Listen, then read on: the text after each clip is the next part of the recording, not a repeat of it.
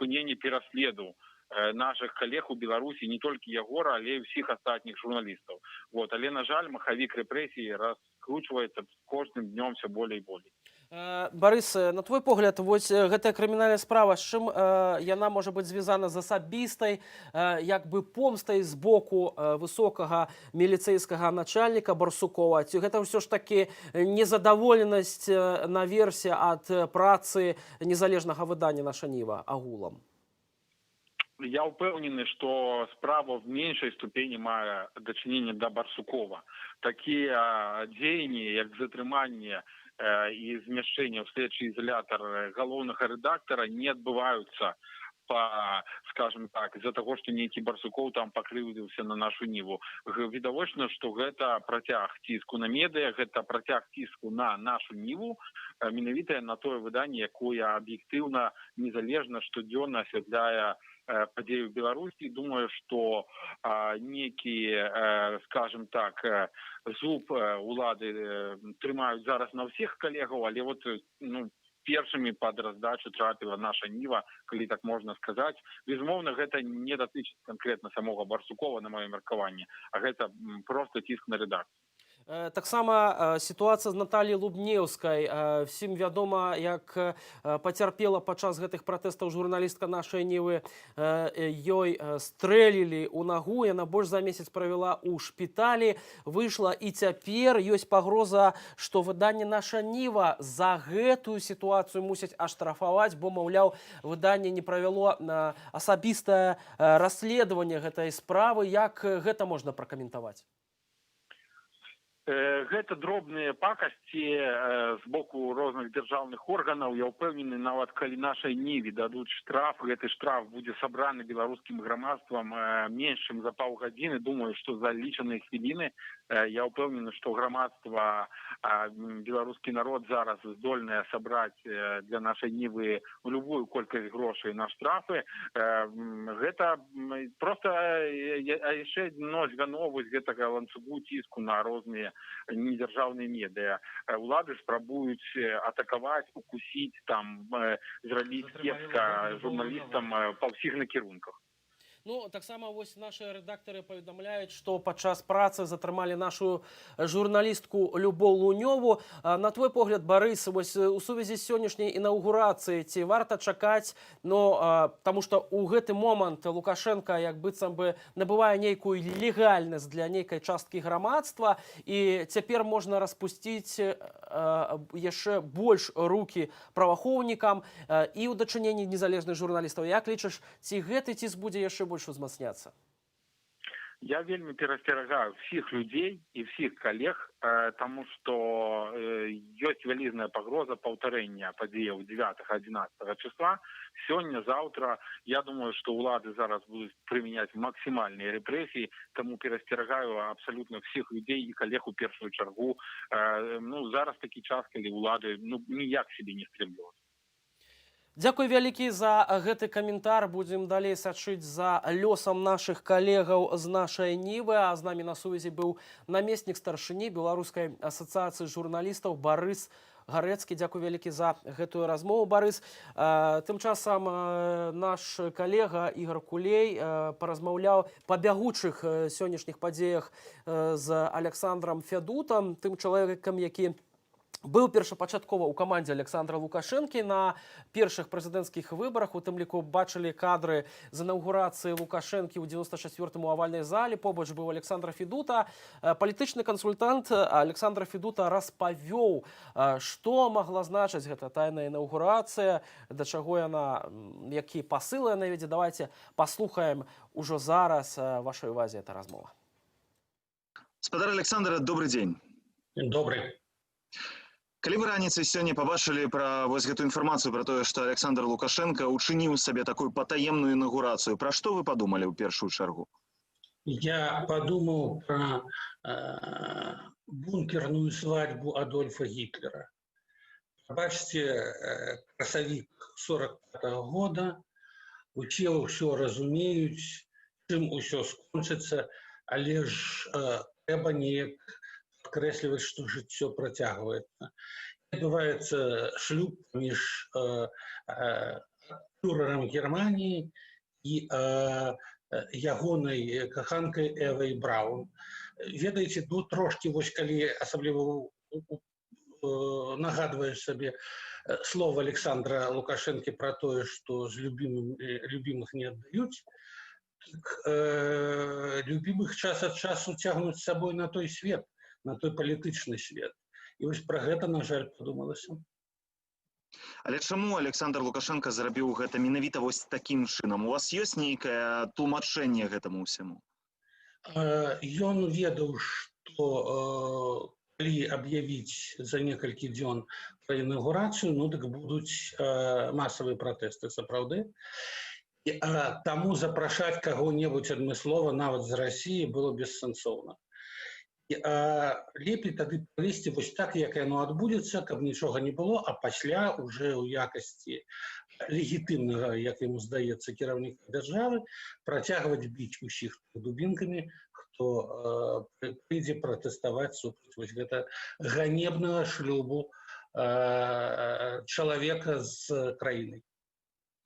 Але сам Александр Лукашенко няўжо не разумее таго, што вось гэты ўзровень такой вось інаўгурацыі гэта не адпавядае ягоным перакананням нават аб тым, што ён абсалютна легітымны, законна абраны, што ў яго ў краіне такая падтрымка. Не было ні амбасадараў ніякіх, ну, то бок не было ніякае шырокае прадстаўніцтва. Сагналі тых людзей, якія па сутнасці залежныя ад яго, ад улады, гэта чынавенства, там, ну, прадстаўнікоў палаты прадстаўнікоў дэпутатаў таксама. Як бы ўсё, ну, гэта ж нават самому яму можа быць непрыемна вось у такіх абставінах гэта рабіць. Не менш, ён канстатаваў гістарычны факт, ён звярнуўся да гэтых людзей са словамі «гэта наша з вами перамога». Высвятляецца, што гэта не ягоная палітычная перамога, гэта палітычная перамога той сістэмы, якую ён стварыў, можа утрымліваць пэўны час уладу, але ён не можа кіраваць краінай зараз такім чынам. Ён не можа фактычна нічога прапанаваць ні грамадству, ні людзям. Вы таксама былі сведкам першай інаўгурацыі Александра Лукашэнкі. Вось хацелася б пачуць ад чалавека, які быў навочным сведкам, калі параўноўваць гэтыя дзве падзеі. Ёсць нейкія паралелі ў вас ці насоўваюцца? Слухайце, ну я не магу, я глядзеў гэта, і калі ён кажа «гэта наша з вами перамога», і там сядзяць там, ну, не больш за 50 чалавек у гэтай невялічкай зале, да? А я памятаю авальную залу, яшчэ там было 240 ці колькі там было дэпутатаў, вось і амбасадары, і журналісты з усяго свету. Я гэта памятаю, ёечкі, і мне становіцца крыўдна, шкада яго насамрэч, бо зараз ён, ягонае ён мог пакінуць пасля сябе. Вось ён пакінуў. Усё было інакш. Тады адбылася інаўгурацыя першага прэзідэнта Беларусі.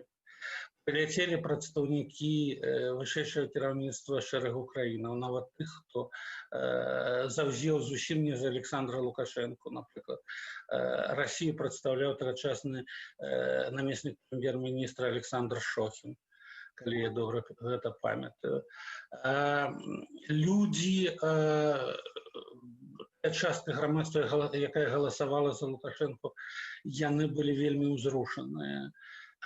Усё тое, што адбывалася, все разумелі, што гэта гістарычная падзея, і прысягу на Канстытуцыі ён прыносіў у авальнай зале паседжанняў парламента, легітымнага Верхоўнага Савета. Гэта была сапраўды канстатацыя ягонай перамогі. Ён перамог усіх палітычных супернікаў, ён перамог тыя краіны, якія падтрымлівалі іншых кандыдатаў, і ён перамог нават самога сябе ў той момант.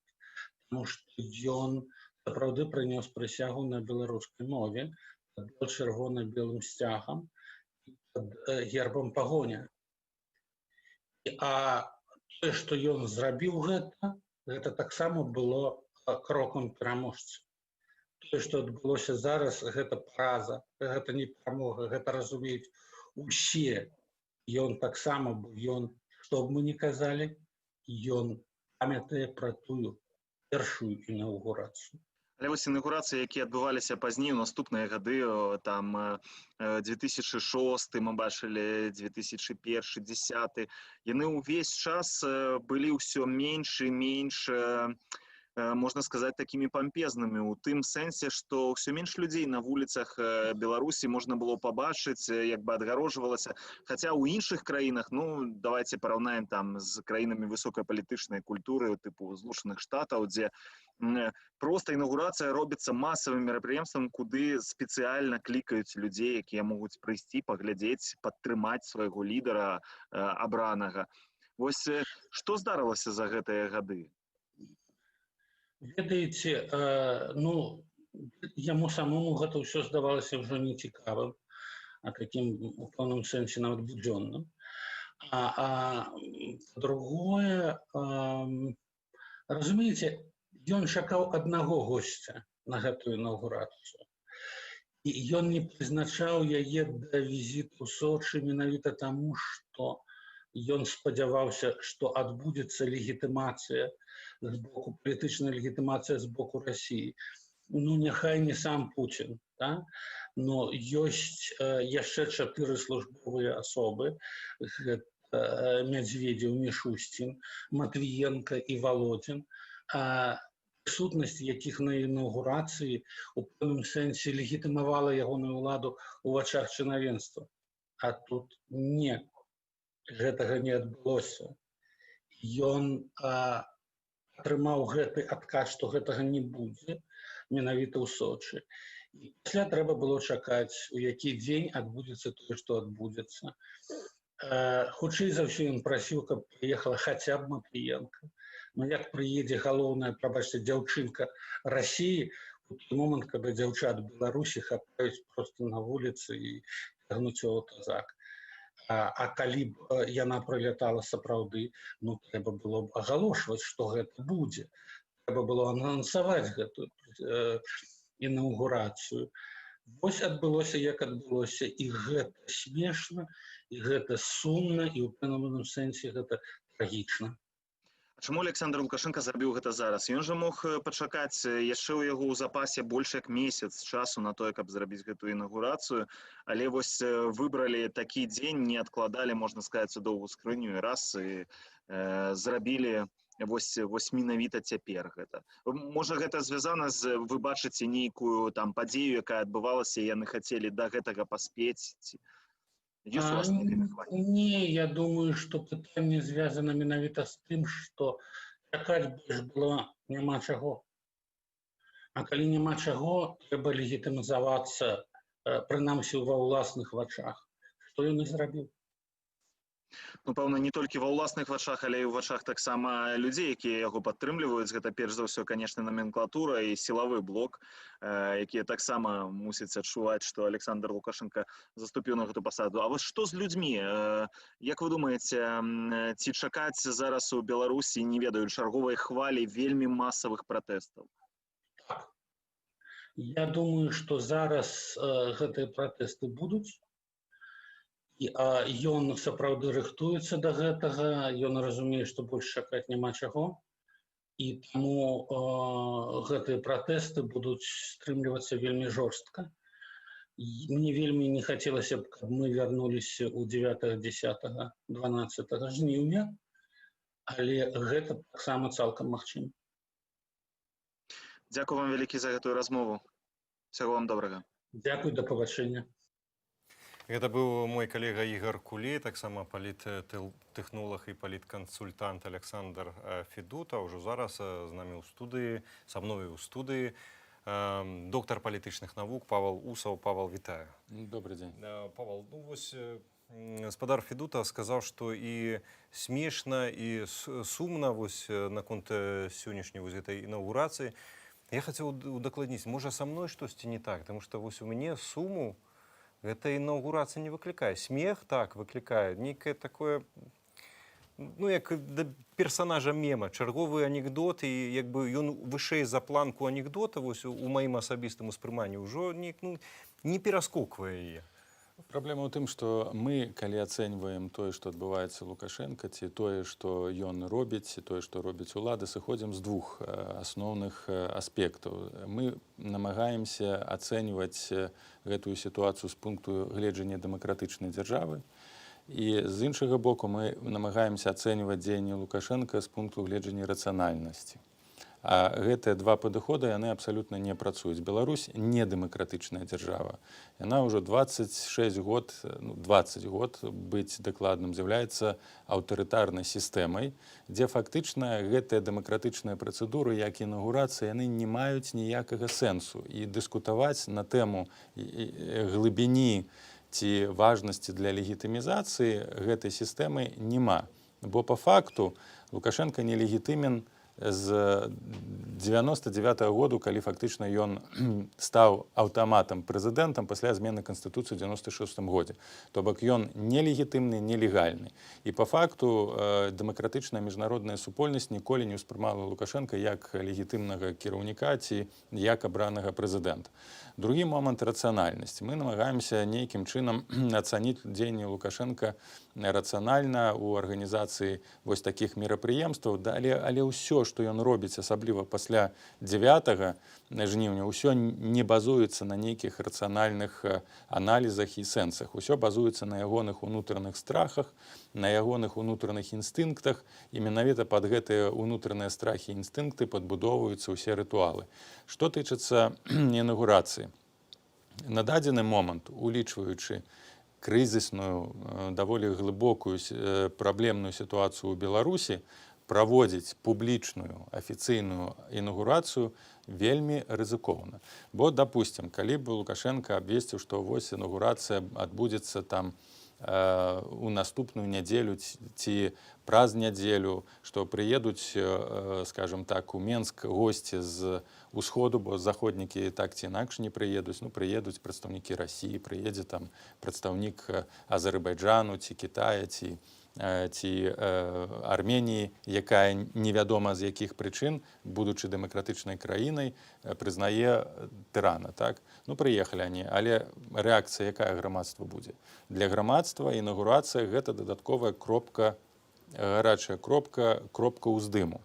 Гэта тая кропка, якая дае сэнс пратэсту. То бок, безумоўна, трэба было б чакаць масавага пратэсту ў Менску, у іншых гарадах, і праводзіць інаўгурацыю на фоне таго, калі там 100-200 тысячаў чалавек ходзяць па Мінску, і на фоне таго, што гэта будуць брутальна разганяць, скажем так, міліцыянты, а пры гэтым будзе тэлебачанне расійскае, там іншае тэлебачанне, калі гэта ўсё будзе афіцыйна, урачыста рабіцца, то якая ж будзе карцінка? Вось ён інаўгуруецца, а тут масы людзей просто кідаюць: сыходзь, ты не наш прэзідэнт, ты там вор і гэтак далей.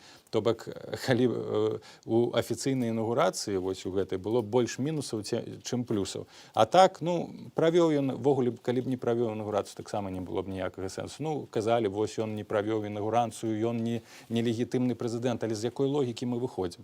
То бок, калі ён правёў інаўгурацыю, ён што, легітымны прэзідэнт пасля таго, што адбылося на працягу 20 год, і пасля таго, што адбылося 9, 10, 11 жніўня, ну вось дзе наша логіка? Я разумею. Добра, логіку мы адклалі ў бок. Логіка — это не, гісторыя Лукашэнкі — это не пра логіку, але гісторыя Лукашэнкі пра яго хацелкі. Ён увесь час, все гэтыя гады, у яго вось хацелкі, і ён жа любіць масавасць, ён жа вышэйшы за Бога. Ён збіраў гэтых зараз гэтыя мітынгі, якія назвалі сходамі ябацік. Чаму ён не змог больш за гэту там 100-2 назбіраць сабе хаця б гэтых ябацік, іх пераапрануць, і он жа масавасць заўсёды любіў. Справа ў тым, што для яго гэтыя рытуалы ўжо не маюць сэнсу. Ён і яго найбліжэйшае атачэнне разумеюць, што, ну, па факту тое, што ён мае, гэта выключна рэпрэсіўныя метады кіравання. Неважна, колькі было б там 1000, 2000, гэта б нічога не змяніла. Ні ў ягоных вачах, ні ў вачах асяроддзя, ні ў вачах тых, хто яго падтрымліваюць. Яго падтрымліваюць тыя, хто засталіся вакол яго, гэтыя бацькі і з інаўгурацыі, і без інаўгурацыі. Для іх інаўгурацыі, як і выбары, не маюць значэння. Калі б мы абапіраліся на чаканні бацяк, то яны б сказалі, нам не трэба выбары, усіх там у калхоз, там усіх у лагеры, як тыя там бабулі, якія крычалі, дайце мне там аўтамат, я вас сама... Для іх не патрэбна інаўгурацыя, навошта? І Лукашенко разумее, сілавікам гэта інаўгурацыя не патрэбна.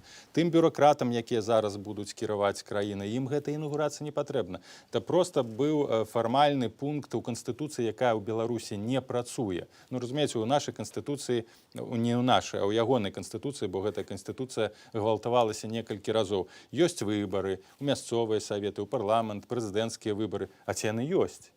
Ну, ёсць гэтая інаўгурацыя, добра, але гэта ўжо нічога не працуе. Гэтая Канстытуцыя страціла сенс. Што наступна? Лукашенко папросту адмяняе абсалютна ўсе працэдуры і проста сядзіць як гэты клоп і што? Фактычна мы бачым, што ўжо ўсе працэдуры адменены. Ну, мы ж бачым, што закон не працуе, ён сам сказаў, навошта нам закон, калі вось гаворка вядзецца пра ўладу. Ну, я ж вас тут беражу, і калі мяне скінуць, вас там павесяць. І яны зараз, якраз такі іх ўлада, іх сістэма, вся сістэма базуецца выключна на сілавым рэсурсе, і тут ужо ні права, ні фармальнасці, ні працэдуры не маюць ніякага значэння. Ну, уласна, маем якраз свежы чарговы зварот Лукашэнкі да сілавікоў. Я прапаную разам з гаспадарствам, з гледачамі паслухаць, што ж Лукашенко сказаў да сваіх вось верных. Круціцца слова псоў, ну, назовем сілавікоў. Давайте паслухаем і затым вернемся ў студыю. Передо мной поймете, что вы спасли мир на этом клочке земли, отстояли суверенитет и независимость нашей страны. Поймите, ребята, это не каждый белорус, к сожалению, сегодня понимает, но очень скоро поймет. Это наша работа. Мы должны были сделать эту работу, и мы ее сделали. Нас пробовали на прочность, пытались разжечь вражду и ненависть, разделить страну и посеять хаос. Не вышло. И не выйдет. В этих сложных условиях система обеспечения национальной безопасности выстояла и на деле доказала свою эффективность, готовность к отражению любых рисков, вызовов и угроз. Ну, вось Лукашенко звяртаецца, кажа, нам удалося, вам, вось звяртаецца да сілавікоў, да вайскоўцаў, зберагчы краіну вось там ад нейкай вайны, вось мір на этом клачке зямлі, як ён кажа. А дзе тая вайна? Ён вось ён пра сваю вайну з дэманамі кажа, што вогуле? Ці ему папросту хоць штосьці трэба сказаць. Мне вось все-таки вось гэты палон формы, у якой ён застаецца, я вось зараз успрымаю яго словы толькі праз гэтую форму, праз гэтай хацелкі нейкія.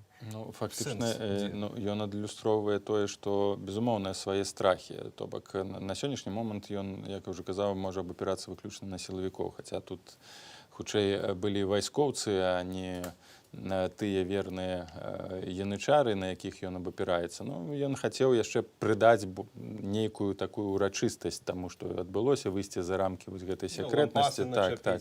Ну, гэта, безумоўна, ён намагаецца і было два пасылу. Пасыл чыноўнікам падчас інаўгурацыі, пасыл сілавікам. То бок на сённяшні момант вось две тыя слупы, на якія ён будзе абапірацца. Гэта чыноўнікі, ўжо пра прафесіяналізм ніякай гаворкі не будзе весціся. І сілавікі, но не войска. Войска на сённяшні момант, калі мы кажам пра састаў тых людзей, якія там служаць не пра вышэйшых афіцэраў, яны не будуць лаяльныя, яны не будуць страляць у пратэстоўцаў, але дзеля пабрацца зброяй могуць быць выкарыстаны. Ну, тое, што і адбылося зараз. Ці можам мы гаварыць пра тое, што гэта вось, ну, прынамсі, адна з апошніх кропак у вось у такім шматкроп'і вось конца гісторыі Лукашэнкі, потому что ну кожны дзень здаецца, што ну ўжо большага дна прабіць ну немагчыма, калі гэтыя дны скончацца. Не, ну тут я б не сказаў, што гэта нейкі такі рубікон, які быў пройдзены Лукашенко. Гаворка пра тое, колькі ў яго это рэсурсу, каб заставацца вось у сваёй гэтай фуражцы. Пакуль будзе хапаць такіх рэсурсаў і жаданне самих же сілавікоў удзельнічаць у гэтым працэсе падаўлення пратэстоўцаў, пакуль будуць сродкі на тое, каб падтрымоўваць менавіта гэты сілавы блок, і пакуль будзе энергія ў грамадзян рэагаваць на ўсе гэтыя выступы, на ўсе гэтыя сімвалічныя правалы Лукашенка масавымі пратэстамі. То бок сістэма абрынецца, яна не вытрымае доўгатэрміновых пратэстаў. Калі людзі будуць выходзіць, калі грамадзяне хочуць менавіта мірным шляхам змусіць Лукашенка сысці і сістэму абрынуцца, то прынамсі на працягу наступных 6 месяцаў трэба рэгулярна выходзіць на вуліцы, на пратэставаць на ўзроўні 100, 150, 200 тысячаў не толькі ў Менску, але ва ўсіх рэгіёнах, толькі тады можа пачаць абвал вось гэтага сілавога блоку, бо рэсурсаў проста не хопіць. Бо мы бачым, што ні гэта інаўгурацыя, ні словы Пуціна, яны не стабілізуюць гэтую сістэму. Яна абапіраецца выключна на сённяшні дзень на лаяльнасць сілавікоў. І гэтую лаяльнасць падарваць можна менавіта... Которых трэба карміць узбагачаным меню. І іншы шлях — гэта, безумоўна, радыкалізацыя пратэстаў. Тады сітуацыя можа разгортвацца значна больш. Што я маю на ўвазе пад радыкалізацыяй? Гэта не толькі агучванне спісаў чорных, так? Але гэта псіхічнае ўздзеянне на тых жа самых сілавікоў, на тых жа самых чыноўнікаў. Тое, што мы бачым там, калі падпальваліся машыны рэдактара там з савецкай Беларусі ці Беларусь сёння. Менавіта вось гэта радыкалізацыя пратэста. Ці калі выйдзе там 100 тысячаў, адбудзецца прарыў гэтых шыхтоў і шыхтоў сілавікоў, бо 100 тысячаў, безумоўна, могуць змясці гэты амап разам з гэтымі машынамі. Ну, але гэта будуць ахвяры. То бок, вось мы маем альбо радыкалізацыя пратэстаў, і вельмі хуткім часе будзе, безумоўна, адбудуцца перамены, бо калі будзе прорваны вось каля гэтага палацу незалежнасці вось гэты ланцуг, Лукашенка ўжо не будзе ў Беларусі. Альбо калі, ну, але будуць ахвяры, так, з абодвух бакоў, альбо такі доўгатэрміновы пратэст, які проста будзе вычэрпваць рэсурсы сістэмы. Які з гэтых сцэнароў больш рэальны? Таму што вось паводзіны Лукашэнкі, ягоныя дзеянні па-рознаму ацэньваюць. Адны супрацьлегла, адны кажуць, што ён цягне час, каб можна было вось сказаць, што сцішыліся пратэсты, выдыхліся, і нам тут вось зараз у каментарах пішуць, што пратэсты ідуць на спад. Альбо наадварот, каб пайсці на радыкалізацыю, што мы бачылі 9, 10, 11, там, до 12 числа, калі яны самыя правакавалі вось якраз гэтыя крывавыя разборкі, і менавіта тады ну, вельмі шмат гвалту пайшло і ў адказ справакаванага. Што больш такое рэальнае? Таму што ну, ўсё будзе залежаць ад таго, як хутка сістэма будзе намагацца зачысціць прастору, бо галоўна не толькі зачысціць вуліцы, а галоўнае зачысціць таксама публічную прастору. Мы бачым, што публічная прастора у сэнсе альтэрнатывы апазіцыі, яна пашыраецца, і кантраляваць гэта вельмі цяжка. І бачым спартоўцы, бачым студэнты, бачым нават там прадстаўнікі сілавых структураў выказваюць свой супраціў інтэлігенцыі, а гэта пашырэнне прасторы. То бок, калі ўлады будуць жадаць вельмі хутка зачысціць усю прастору, то трэба запусціць механізм масавых рэпрэсіяў. То бок тое, што мы бачылі, забіраць дзяцей, там сажаць сотнямі тысячамі ў вязніцу. Але ў сваю чаргу вось гэты тэрор прывядзе проста да ўздыму ізноў. То бок зараз тэрорам задавіць пратэст ужо немагчыма. І тут вось замкнёнае кола. Калі ўлады будуць рабіць такія радыкальныя глупствы, лупцаваць, збіваць, катаваць людзей, то бок гэта будзе дадатковы ўздым. Калі яны гэтага рабіць не будуць чакаць, пакуль пратэсты сыдуць, то гэта яшчэ месяц-паўтара. І невядома, ці тая сістэма... І так кепска, і так... Ці атрымліваецца, што зараз тупік такі ў Лукашэнкі, ён насамрэч не ведае, што рабіць, і гэтая радыкалізацыя, это можа быць вось такі корань у рукавека, у махляра, который, калі што, можна заўсёды выкінуць. Я думаю, што ён бы хацеў гэта ўсё спыніць вельмі хутка. Ну, і думаю, баючыся вось гэтай радыкалізацыі, ён якраз такі правёў гэтую вось інаўгурацыю патаемна, пра што я казаў, але ён вельмі моцна хацеў бы ўжо ўсё гэта задушыць, бо таксама ён выглядае як неэфектыўны кіраўнік у вачах Пуціна. Ён бы хацеў Расіі даказаць, што ён кантралюе сітуацыю, а ён сітуацыю не кантралюе. То бок, безумоўна, а таксама не можа змусіць тых жа ОМОНаўцаў, спецназ страляць у людзей, бо гэта тады ўвогуле будзе катастрофа для яго. То бок тут і так ужо гэтыя цені забітых вісяць як дамоклаў меч не толькі над ім, але над усёй сілавой сістэмы. То бок ён, насамрэч, мы бачым, ён не ведае так да канца, якую стратэгію прыняць. Яны, улады, зрабілі шэраг крытычных памылак, якія прывялі да сённяшняй сітуацыі. Пачынаючы ад Ціханаўскага, скончваючы Ціханаўскай, калі яе зарэгістравалі. І зараз любы іх крок альбо недзеянне, так ці інакш пагаршае сітуацыю. Так, прыйдзецца, трэба у дадзенай, не хацеў бы там парадаў нейкіх даваць, так, хацеў бы якраз такі, чтоб улады рабілі больш глупства, але ў дадзеным кантэксце зрабіць можна толькі адно. Гэта чакаць. Гэта вось тое, што яны рабілі на працягу апошніх тыдняў, без, конечно, жорсткіх там затрыманняў, то бок даваць людзям там хадзіць па вуліцах, збірацца ў дамах, але як толькі пачынаюцца такія глупасці, як, напрыклад, разбіранне лавак, на якіх быў памаляваны чырвона-белы сцяг, альбо зрыванне гэтых сцягоў, гэта, наадварот, больш спрыяе ўзмацненню гэтага духу і натхнёнасці. То бок людзі бачаць сэнс, ради чаго вешаць гэтыя сцягі, каб не толькі пашыраць сваю нацыянальную свядомасць, але таксама троліць гэтую сістэму. І ўлады, яны, як тыпова для аўтарытарызму, яны ж не думаюць стратэгічна, яны думаюць тактычна, як не дапусціць на дадзены момант, як зачысціць гэтую пляцоўку, двор, як зняць гэты сцяг, не разумеючы, што гэта прыводзіць да таго, што паявляецца 2, 3, 5, 10 сцягоў. То бок на сённяшні момант мы, безумоўна, маем тупік для сістэмы. Што б яны не рабілі, як бы яны хацелі гэтую сітуацыю, з гэтай сітуацыі выйсці, гэта ўжо будзе прыводзіць да актывізацыі так ці інакш грамадства. Прынамсі, адно выйсце з дадзенага тупіку Лукашэнку прапаноўвала каардынацыйная рада. Гэта дыялог, гэта перамовы аб перадачы ўлады ці нейкай форме перамовы дыялог. Чаму Лукашенко не разглядае гэты варыянт? Усё пытанне ў яго вось гэта прыродзе яго. Разумееце, тут усё, што датычыцца ягонай персанальнай улады, не абмяркоўваецца. Гэта табу. То бок ён не дзеля гэтага праліў столькі крыві, каб зараз весці з нейкім перамовы пра тое, каб перадаць уладу. І з гэтага трэба сыходзіць. Ён на ўлады дзеліцца не будзе, ён яе не аддасць, ён дыялогу, і трэба гэта разумець, дыялогу ён правадзіць не будзе. Яго толькі можна змусіць да дыялогу.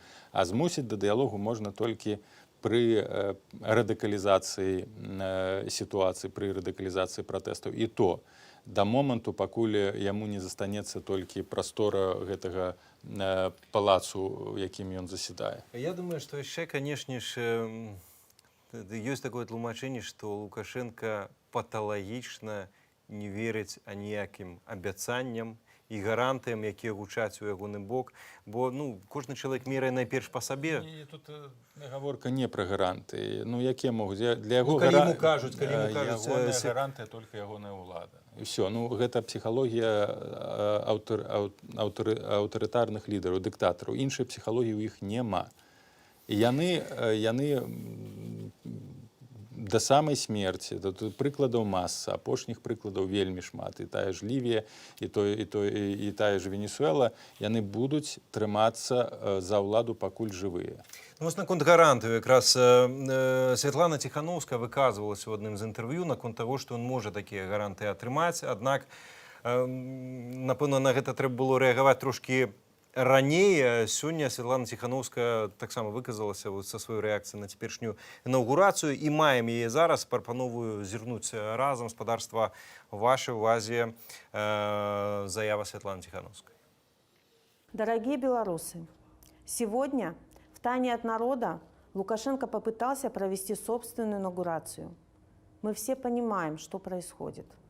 Эта попытка признать себя легитимным привела только к тому, что предыдущие полномочия закончены, а новый мандат народ ему не выдал. Эта так называемая инаугурация, конечно же, фарс. На самом деле, сегодня Лукашенко просто ушел на пенсию. Это значит, что его приказы силовым структурам больше не легитимны, а значит, не подлежат исполнению. Я, Светлана Тихановская, являюсь единственным лидером, который был избран белорусским народом. И наша задача сейчас – вместе построить новую Беларусь. 2 дня назад я закончила визит в Брюссель. Я встречалась с европейскими лидерами, министрами иностранных дел, выступила в Европарламенте и общалась с белорусскими диаспорами. Страны Европы поддерживают белорусский народ в требовании остановить насилие, освободить политических заключенных и провести новые, честные и прозрачные выборы. Они готовы оказать реальную помощь. Существуют серьезные инвестиционные пакеты, которые предусмотрены для Беларуси после победы демократии. И вместе мы победим. Ну што ж, спадарства, пакуль гучаў гэты зварот Святланы Ціхановскай, абмяркоўвалі з Паўлам якраз тое, што вось і Святлана з'яўляецца сімвалам, і, напэўна, не хапае вось дадаць да гэтага сімвалу і сімвалу цяперашніх выступаў народных вось гэтай рэвалюцыі, гэта нацыянальных сімвалаў, дадаць чырвона-белы сцяг, і все сімвалічна, вось гэта будзе супрацьлеглы полюс, і якраз пра яго я хацеў запытацца. Калі Лукашенко спадзяецца, што і вот можна было б параіць сядзець чакаць час на яго баку, ці адначасова ці не з'яўляецца час ягоным ворагам? Я гавару якраз пра вось гэта фармаванне беларускай палітычнай нацыі пахутчанымі тэмпамі, пра якое заяўляецца вось апошнім часам вельмі шмат. Ці мы зараз назіраем гэтае фармаванне і ў якой оно стадыі знаходзіцца? Канешне, зараз вельмі актыўна вядзецца фармаванне і ўжо не толькі фармаванне кансалідацыя нацыянальнай свядомасці. Гэта, напэўна, самае вялікае дасягненне гэтых выбараў, якога ніхто не чакаў. І гэта ўжо ў дадзеным кантэксце можна разглядаць як перамогу, то бок нацыянальнага над савецкім. Фактычна вось гэтае савецкае, яно звузілася вось да той групкі людзей, якая сёння глядзела інаугурацыю на Лукашенка, і ябацік, якія ходзяць нават не пад афіцыйнымі сімвалямі зелёна-белымі, прабачце, зелёна-чырвонымі, а пад сімваламі там георгіевскай стужкай, каларадскімі лентачкамі, то бок нават там ужо нічога не засталося, там такой абсалютна ідэалагічны шлак. І таму нацыя беларуская, яна, безумоўна, адрадзілася, і зараз гэты сімвал павінен быць паўсюль разам з Ціхановскай. То бок трэба ўжо адмаўляцца ад нейкіх нейтральных вот этих заклікаў, давайте... Не, ёсць нацыянальны наш сімвал, ёсць герб пагоня, і гэта сімвал пераменаў і сімвал будучай Беларусі. Тут ужо нейкія шукаць кампрамісы нават смешна. Другі момант, што будзе далей, ці Лукашенко губляе час. Што тычыцца менавіта фарміравання нацыянальнай прасторы, то тут ён абсалютна не мае ўжо ніякага ўплыву, колькі б ягоныя ідэолагі не намагаліся дыскрэдытаваць нацыянальную сімволіку і гэтак далей. Гэта ўжо не працуе. Будзе працаваць на гэты абмежаваны электарат ягоны электарат, ягоную групу, там колькі 3, 10, 15, гэта ўжо не важна. То бок большасць ясна, што для іх сімвал гэты чырвона-белы сцяг ужо мае абсалютна новае значэнне, больш метафізычнае нават значэнне, чым палітычнае. І тут для яго вялікая праблема. То бок, ізноў, вяртаючыся да папярэдняй нашай размовы адносна таго, што ён можа рабіць на перспектыву. То бок, зачысціць ён пратэсты вуліцу можа, але гэтую прастору зачысціць яму ўжо не ўдасца. І то бок, тут трэба будзе запускаць настолькі моцныя такія механізмы рэпрэсіяў, якія маглі бы запусціць толькі даволі ўжо глыбока кансалідаваная таталітарная сістэма. І тут, канечне, пытанне, ці хопіць у яго на штосьці падобнае рэсурсаў. І, уласна, да тых людзей, якія выходзяць на вуліцы, якраз беларускі народ, беларуская нацыя, маем ужо зараз апытанне на вуліцах Мінску, вось каля метро Пушкінская, якраз людзей, якія выйшлі якраз на пратэсты, запыталіся мы іх, чаму людзі выходзяць на пратэсты. Давайте паслухаем вельмі важныя адказы. Вы просто видите результат на лицо. Я прочитал, сразу пришел тут как бы комментировать. Можно не комментировать, все по делу. Мы незадоволены той ситуацией, что складаецца ў нашай краіне. Спачатку скрадзеныя выборы, затым збітыя людзі, Александр Таракевич загінуўшы і шмат іншых. А сёння новы плявок у свой народ. Гэта ціхарская інаўгурацыя так званая. Як же тут не выйти? Посмотрите, какие у нас прекрасная молодежь. Это надо радоваться. А их угнетают, а их душат. Поэтому мы выходим ради того, чтобы жили наши дети и внуки. Мы уже свое отжили.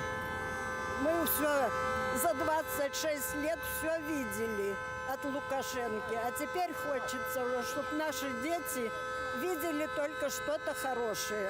Мы не считаем, что сегодня какой-то день для нас как было, так все осталось. Просто сегодня обычный день, мы протестуем каждый день, а то, что там кто-то провел формальную инаугурацию втихаря, это у нас кроме усмешек ничего не вызывает. Я не ведаю, як на гэта адрэагуе грамадства, але гэта прадэманстравала ўсім, што Лукашенко баіцца людзей, што яго амаль ніхто не падтрымлівае, таму што ён нават не узяў з сабой на інаугурацыю людзей, якія хадзілі на праўласныя мітынгі, бо ён ведае, што нават іх трэба прымусіць прыйсці на іх. Таму ён паступіў такім чынам, і ён ужо палітычны труп. Дарэчы, вось на гэтай інаўгурацыі гэта палітычная трупу не было і замежных дыпламатаў, як мы ведаем.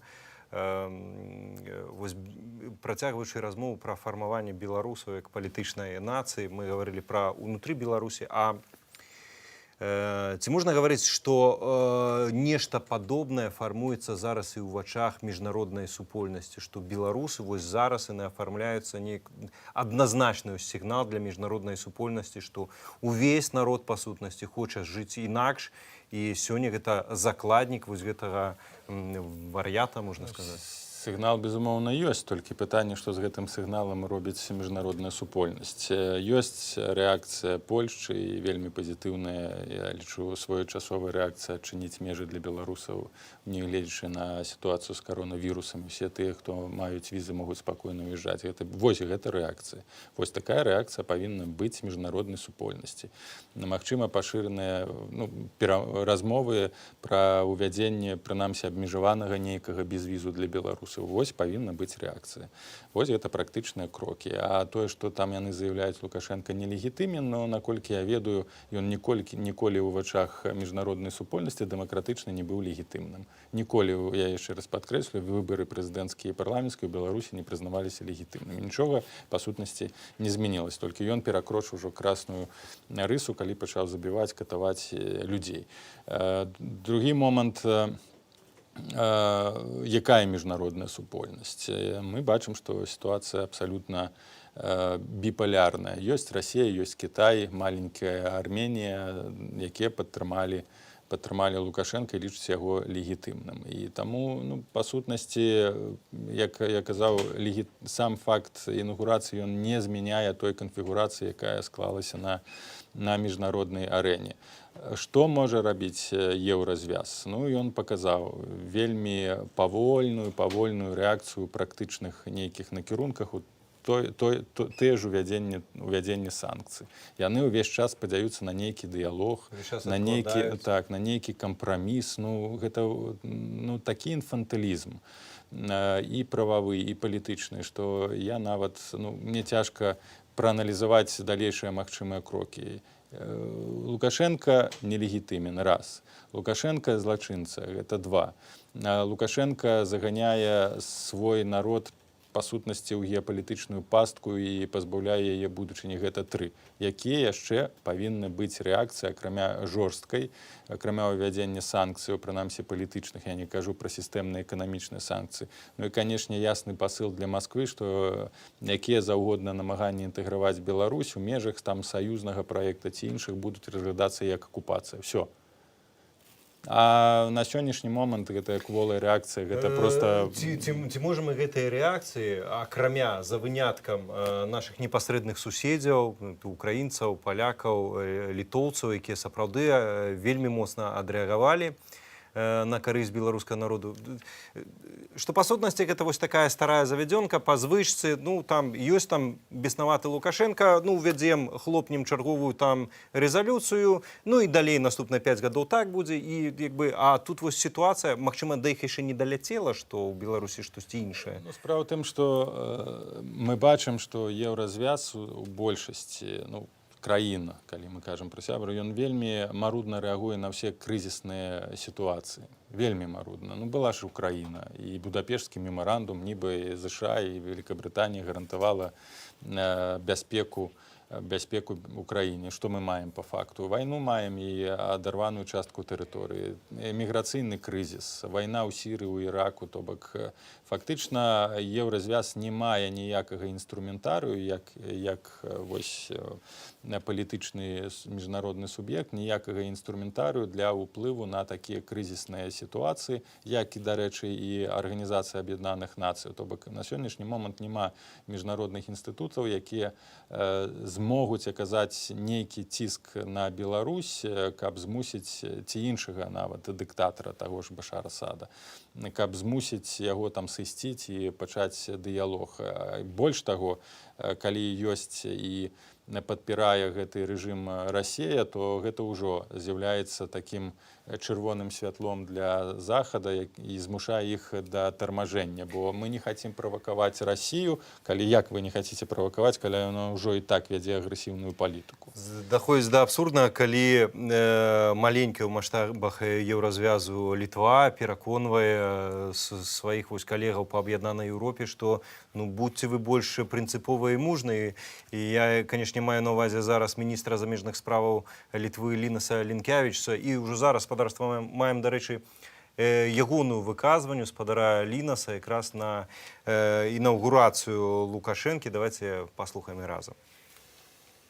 Немножко удивляет, поскольку там были разные расчеты, что 5 ноября может быть и так далее, но все-таки вот то, что ускорен этот процесс, он ни в коем образе не проявляет больше ясности в процесс. Просто он бывший президент, он не менее бывший после инаугурации, может даже более, если мы говорили про политический, моральный мандат, который уже исчерпан, то сейчас можно твердо говорить, что и в правовом плане это является нелегальным со всеми последствиями. Еще раз только могу повторить, он не имеет морального права говорить или там что-то обсуждать или подписывать от имени белорусов. Так что тут, к сожалению, он может делать разные инаугурации, церемонии, но в это же время страдают люди. Вось апошняе, магчыма, у цяперашняй нашай размове пытанне вось наконт таго, да чаго гэта ўсё можа прывесці. Сітуацыя дваеўладдзя ў Беларусі, наколькі яна ўвогуле магчымая, таму што мы ўжо не першы дзень чуем і заклікі да Святланы Ціханаўскай абвесці сябе прэзідэнткай, па сутнасці фармаваць свой урад, звярнуцца да тых жа сілавікоў. Вось гэтая сістэма дваеўладдзя, наколькі яна рэальная і магчымая, і ад яе які можа быць эфект? Яна магчымая, калі насамрэч Святлана Ціханаўская прымець такое рашэнне, сфарміраваць часовы ўрад, няхай гэта гэта будзе ўрад за мяжой, няхай гэта будзе працяг нейкі практычнай каардынацыйнай рады, але такія крокі, як інстытуцыяналізацыя вось гэтага альтэрнатыўнага лагеру, яна павінна быць. І калі гэта адбудзецца, ну, гэта ўжо залежыць ад той групы людзей, якая акружае Святлану Ціхановскую, ад яе самой, бо гэта насамрэч вялікая адказнасць, бо трэба, каб гэты часовы ўрад не быў толькі нейкай, ведаеце, флажком, сцяжком, якім можна махаць, а каб ён насамрэч быў прадстаўнічым, насамрэч браў адказнасць штодня. То бок гэта магчыма, і гэта варта рабіць. Я з'яўляюся абсалютным прыхільнікам фарміравання паралельных палітычных інстытутаў. Часткова ў Беларусі, наколькі гэта магчыма, часткова за мяжой, не толькі дзеля таго, каб стварыць гэтую альтэрнатыву ці фармальна двоеўладдзе, а дзеля таго, каб прыгатавацца на момант, калі Лукашенка сыдзе. Бо калі ўсё ж такі беларусы перамогуць на працягу гэтага году, ці нават калі ў далёкай перспектыве, павінна быць тая альтэрнатыўная эліта, якая вельмі хутка просто змяце ўсё гэтае старую непрафесійную наменклатуру і прыйдуць да ўлады адказныя, маральна, скажем так, адказныя, палітычна адказныя, прафесіянальныя людзі, якія просто не дапусцяць у Беларусі хаосу і эканамічнага распаду. Каб не адбылася вось гэтая абсурдная сітуацыя, пра якую гучала вось і ў апошнім месяцы, пра тое, што вось калі Лукашенка сыдзе, а там паўгода ці колькі, увесь гэты лукашысцкі апарат, каб ён застаўся, а што тады зменіцца? Якраз сітуацыя, каб не паўставала пытанне, а на каго замяніць. Павал, дзякуй вялікі за размову. Павал Усаў, доктар палітычных навук, з намі ў жывым эфіры спадарства. Ну а зараз хацеў яшчэ адну сённяшнюю рэакцыю ад чалавека, які даўно ў палітыцы і вельмі доўга, практычна ўвесь гэты час ён быў з Александром Лукашенкам ад самага пачатку, аднак сёлета вось выплыў як адзін з ягоных апанентаў. Гаворка пра прэтэндэнта на прэзідэнцтва Валерыя Цэпкало. І, калі ласка, ўжо зараз маем ягонае выказванне. Ну, давайте паслухаем, што ён сказаў пра інаўгурацыю. Здравствуйте, дорогие друзья. Сегодня произошло событие, которое мы все, в кавычках, ожидали. Человек, который украл у белорусского народа возможность выбора, который сфальсифицировал волеизъявление белорусского народа, сегодня трусливо, мелко и подлинно произвел так называемую инаугурацию. Инаугурацию самого себя. Я хорошо представляю себе эту картину, когда, не имея стыда, не имея совести, человек, положив руку на Конституцию Республики Беларусь, говорил о том, что он обязуется ее соблюдать. Человек, который нарушил все мыслимые и немыслимые пункты и статьи нашего основного закона. Человек, который сегодня говорил о том, что он собирается соблюдать законы Республики Беларусь, нарушил сегодня все немыслимые законы, которые касались и выборов президента страны, и которые касались инаугурации, в соответствии с которой о ней должно было быть заявлено заранее. Люди должны это знать, и она должна была быть транслирована по телевидению и по государственному радио. Человек, который нарушил все законы, включая и статью Уголовного кодекса, которая касается незаконного захвата и удержания государственной власти. Я обращаюсь к правоохранительным органам Республики Беларусь дать правовую оценку того, что сегодня произошло. Человек, заявивший о совершении преступления в плане удержания и захвата государственной власти, неконституционного, освобождается от ответственности. Я обращаюсь и к сотрудникам прокуратуры, Комитета государственной безопасности, Министерства внутренних дел. Вы все изучали государственное право Республики Беларусь. Вы все давали клятву служить народу Республики Беларусь. Вы все давали клятву соблюдать законность в нашей стране. Сегодня вы имеете возможность дать правовую оценку того события, которое произошло. Давайте мы все вместе перекинем темную страницу нашей истории, оставив в прошлом преступления, оставив в прошлом искажение законов, несоблюдение законов, оставив в прошлом все то, что было, отнесем его просто к истории. Давайте мы вместе с вами перекинем новую страницу белорусской истории, где будет соблюдаться закон, где будет соблюдаться правопорядок.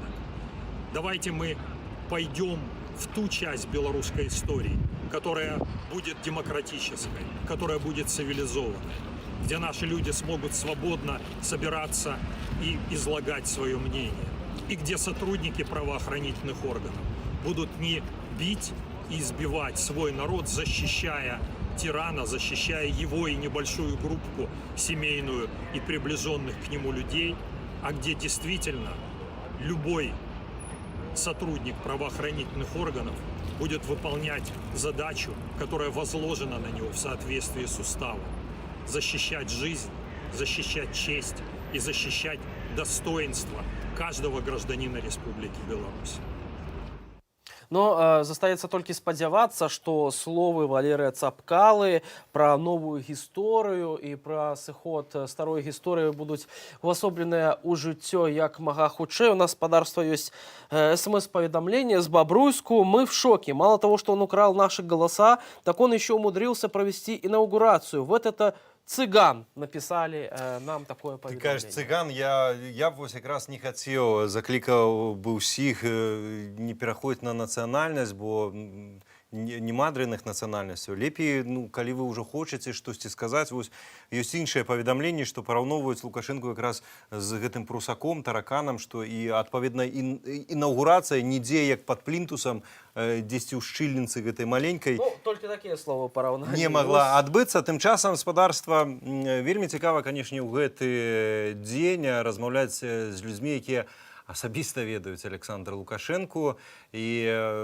асабліва калі яны працавалі пэўны час з ім. І вось працаўнік адміністрацыі прэзідэнта Александр, былы, канешне ж, Александр Пласкавіцкі, напэўна, ўжо зараз з намі ёсць на тэлефоннай сувязі. Спадар Александр, вітаю вас. И я вас приветствую от всей души. Спадар Александр, такое у меня першае пытанне як да чалавека, які працаваў з Лукашэнкам і вельмі добра ведае яго асабіста і наагул усе гэтыя кулуары. У вас сёння ёсць з чым павіншаваць Лукашэнку? Нет, этого человека в этом году я вообще не склонен ни приветствовать, ни поздравлять хоть с чем-нибудь. Если мне в начале года его было даже немножечко жалко, как своего бывшего друга, то теперь во мне сплошной испанский стыд. Ну, а як тады сёння вы рэагуеце вось на тое, што афіцыйныя медыа называюць інаўгурацыяй Лукашэнкі? И для того, чтобы разобраться, что вам поднесли помои, не нужно ведь съедать все, что вам предложили. Так и эта инаугурация сама по себе разоблачает все, что происходило до этого, начиная с объявления избирательной кампании. Мало того, что она неконституционная, хотя бы потому, что в Конституции предусмотрено проведение такой инаугурации в присутствии судей Высшего хозяйственного суда. А этот суд Лукашенко еще 7 лет назад, вопреки Конституции, ликвидировал и тем самым даже предыдущую свою инаугурацию сделал фальшивой. Это тоже неконституционно по вот этому чисто формальному признаку. Поэтому никакая-то не инаугурация, никакая-то не присяга, это какие-то нелегальные действия. Ну и кроме того, Лукашенко в конце концов согласился поменять старенький закон о президенте в 2006 году. Ну туда вписал, что такие присяги должны транслироваться по радио и телевидению. Видели мы это? Не видели. По Конституции в качестве основной нормы избирательного права предусмотрена гласность и открытость. Это гласность и открытость? Извините. Это действительно, как я только что услышал по вашему каналу, похоже на тараканьи бега. Под покровом своей черной сотенки он прошмыгнул, стащил эту инаугурацию и тут же смылся. Действительно, так тараканы на кухне воруют еду. Это только на это и похоже. ни в какие законы, ни в какие конституционные нормы это в качестве инаугурации не вписывается. Поэтому никакой инаугурации де юре не было. А де-факто это вообще какое-то сплошное безобразие. По крайней мере, тот, кто посмотрит одну вот эту присягу, будет знать, насколько это честный, насколько это смелый, насколько это справедливый человек. И можно больше ничего никому не показывать. Пане Александра, ну, звыкла інаўгурацыі, якія праходзілі раней з фанфарамі, з аркестрам. Лукашенко шоў па чырвоным дываніку, і все там аддаюць Александру Лукашенку, адаруюць яго усмешкамі. Сёння мы бачым такія вельмі сумныя твары гэтых усіх чыноўнікаў і сілавікоў. На ваш погляд, пра што гэта сведчыць? Пра тое, што тыя людзі, якія прыйшлі на гэтую інаўгурацыю, яны адчуваюць таксама, што Лукашенко нелегітымны кіраўнік Беларусі? Безусловно. Я даже уверен, что из всех там присутствующих нет ни одного человека, который бы не испытывал отвращения и презрения к тому, кто перед ними стоит. Но еще и настроение портило и то, что, скорее всего, в целях избежания утечек почти всех их привезли в самый последний момент. А представьте себе, даже мужчины, не говоря уже про женщин, если им нужно срочно собираться на такое важное мероприятие, как бы они себя чувствовали? Конечно же, взъерошенными. Уже одно это портило настроение. Но вообще их мрачные лица лучший фон для вот этого безобразия. Спадар Александра, яшчэ вось такі факт, што нават нікога з высокіх расійскіх гасцей не значыцца запрасілі на гэтую інаўгурацыю, нават для Крамля гэта стала нечаканасцю. Як бы вы гэта пракаментавалі?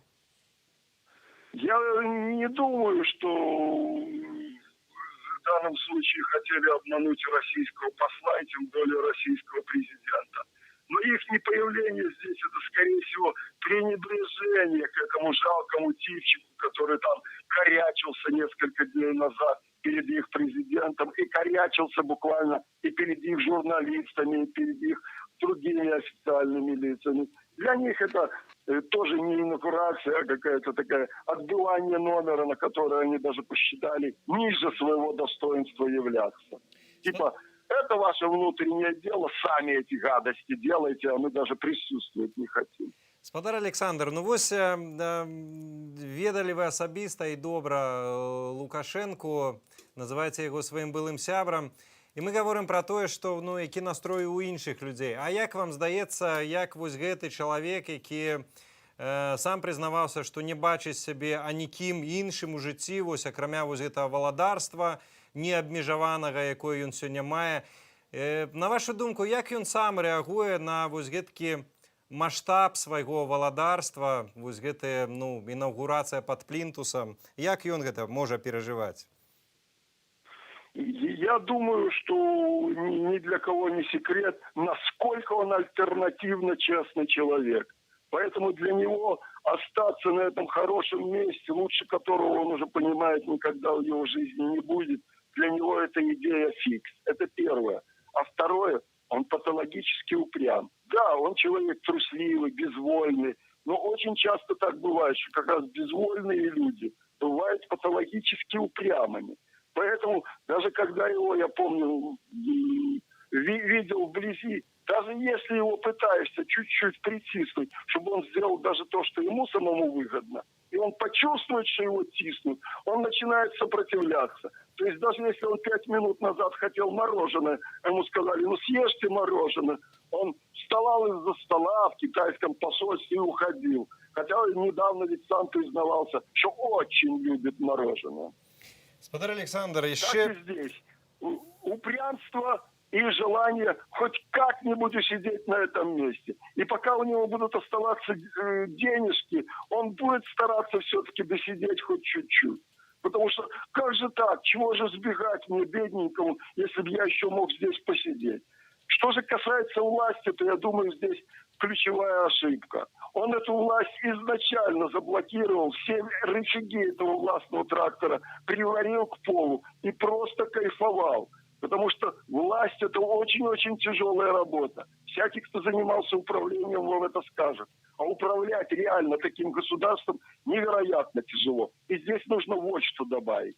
Что плохой доктор хуже, чем никакой. Он сейчас приписывает себе все то хорошее, что свершилось за 26 лет его сидения на президентском месте. Но мы же знаем, что он на этом месте, если во что и вмешивался, то только вред причинял. Совсем другие люди, простые белорусы, сделали вот такую хорошую страну. Поэтому, конечно, он в такой хорошей стране хотел бы еще немножко у нас на шее посидеть. Но как только он исчерпает свой единственный ресурс, который позволяет ему держать вокруг себя эту банду претарианцев, тут же почувствует это и убежит. Тут же. Я в этом ни секунды не сомневаюсь. Он со всех своих предыдущих рабочих мест так сбегал. И здесь сбежит. Паслухайце, яшчэ хацеў у вас удакладніць адзін момант. Вось гэты ваш цёзка, все, што ён робіць, па сутнасці, у дачыненні да беларускага народу, да мірных грамадзянаў, можна разглядаць у тым ліку як вось спроба насадзіць і вярнуць вось страх у грамадстве. Таму яны вось паўтараюць страх, каб людзі баяліся. І разам з гэтым, напрыклад, я за гэтыя месяцы неаднойчы бачыў у ягоных вачах якраз гэты страх, і тады, калі ён бегаў з гэтым аўтаматам, і 15-гадовы Коля з ім таксама з аўтаматам гэтым бегаў, і тады, калі на мінскім заводзе колавых цягачоў, таксама, калі яму людзі крычалі ў твар «сыходзь», і там было бачна... Афіцер застрэлься, правда? І там было бачна, наколькі ён баіцца. Ці можна сёння гаварыць і ввогуле ацэньваць узровень страху у самога Лукашэнкі, на вашу думку?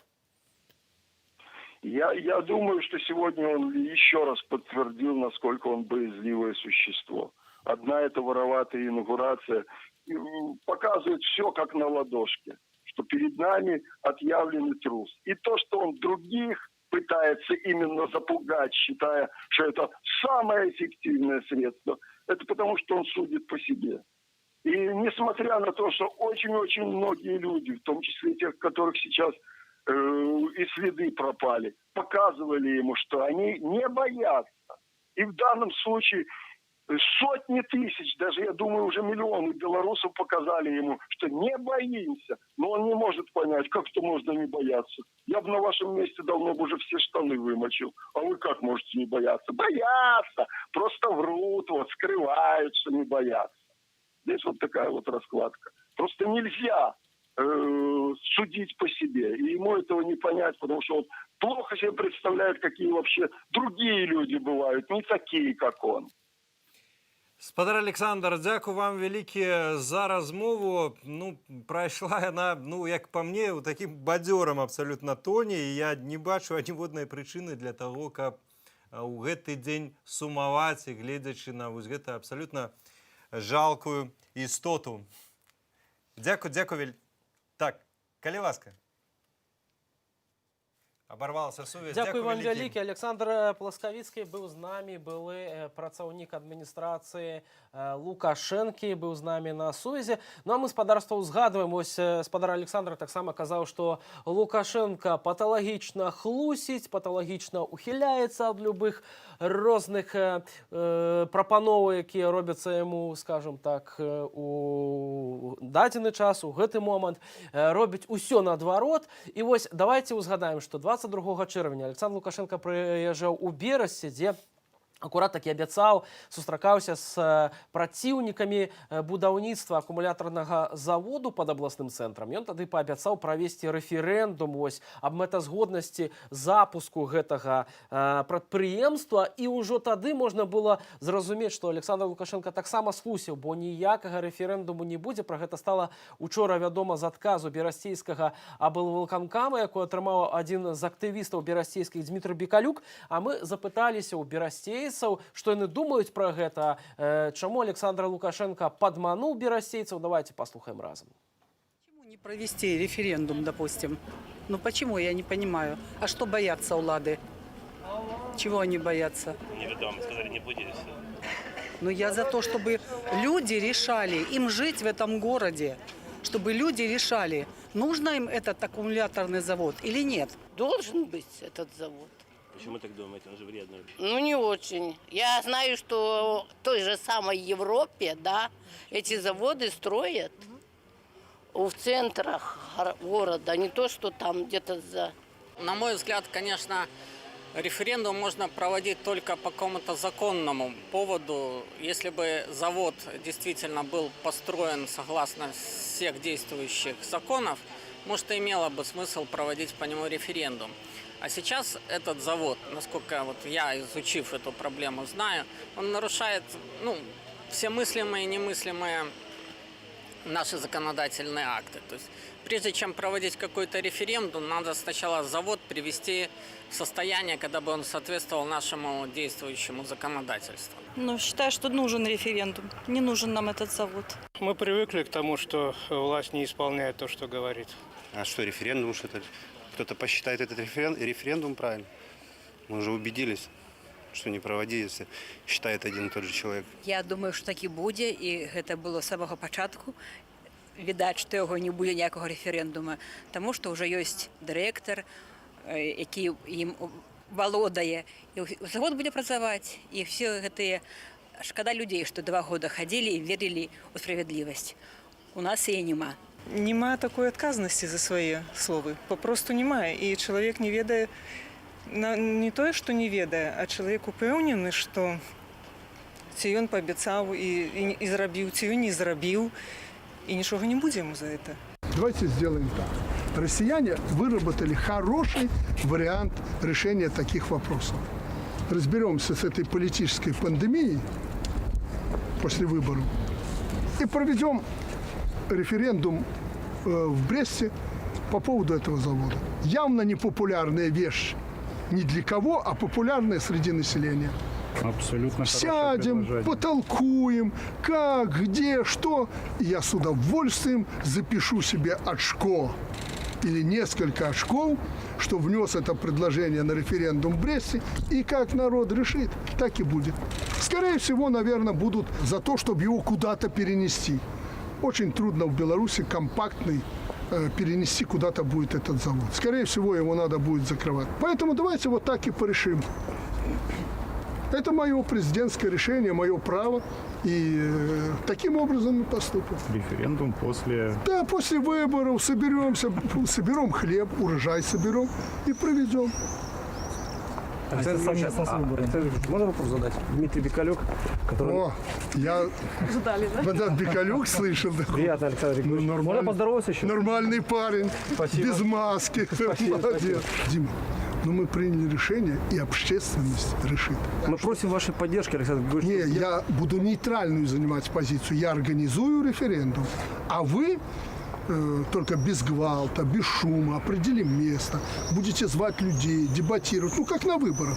Я не хочу, чтобы в моей родной Беларуси не только оппозиционный Бекалюк, там, ну как его называют, я не знаю. Я только в экологическом протесте, Александр Григорьевич. Этот протест самый большой сторонник экологический у вас — это президент Беларуси. Потому что для меня это святое. Даже я, будучи президентом, дрожу за каждое деревце и сам их высаживаю, на земле работаю. Поэтому вот тут я твой сторонник. Відаць, гаспадарства, я сидзеў, слухаў чарговы раз вось гэта вось і задумаўся, а як па-беларуску так больш літаратурна перакласці слова трыпло? Вось пакуль цяжка нават. Ну, у нас ужо ёсць тут, в прынцыпе, гаспадарства СМС-паведамленні з Украіны і з Ірландыі у тым ліку. Тут называюць не такімі цэнзурнымі словамі Александра Лукашэнку. Дзякуй вам вялікі, што глядзіце нас, што дасылаеце нам свае СМС-паведамленні. Мы, спадарства, вяртаемся ў Менск. Там ужо вызвалілі, спадарства, нашу журналістку Любоў Лунёву. Любоў, калі ласка, табе слова, абставіны твайго затрымання, што пабачыла, якія зараз навіны са сталіцай? Ну, я бы сказала, что я так асабліва не была затрымана. Мы просто потрапілі под вот гэтае ўзмацненне міліцыі, якое паўсюль каля кожнай плошчы, на плошчы Якуба Коласа, ўздоўж Камароўкі. Дарэчы, самыя першыя ланцугі, яны адбыліся менавіта на камароўскім рынку, ўздоўж рынка. Дык вось такая колькасць сёння там сілавікоў, літаральна недзе, можа, з гадзіну таму, там былі і ў форме, і ў цывільным. І калі даць ім гэтыя кветачкі, ну дык чым не ланцуг, толькі не жаночы, натуральна. Я бы сказала, что сегодня у Минску такая атмосфера, якой я увогуле ніколі не бачила.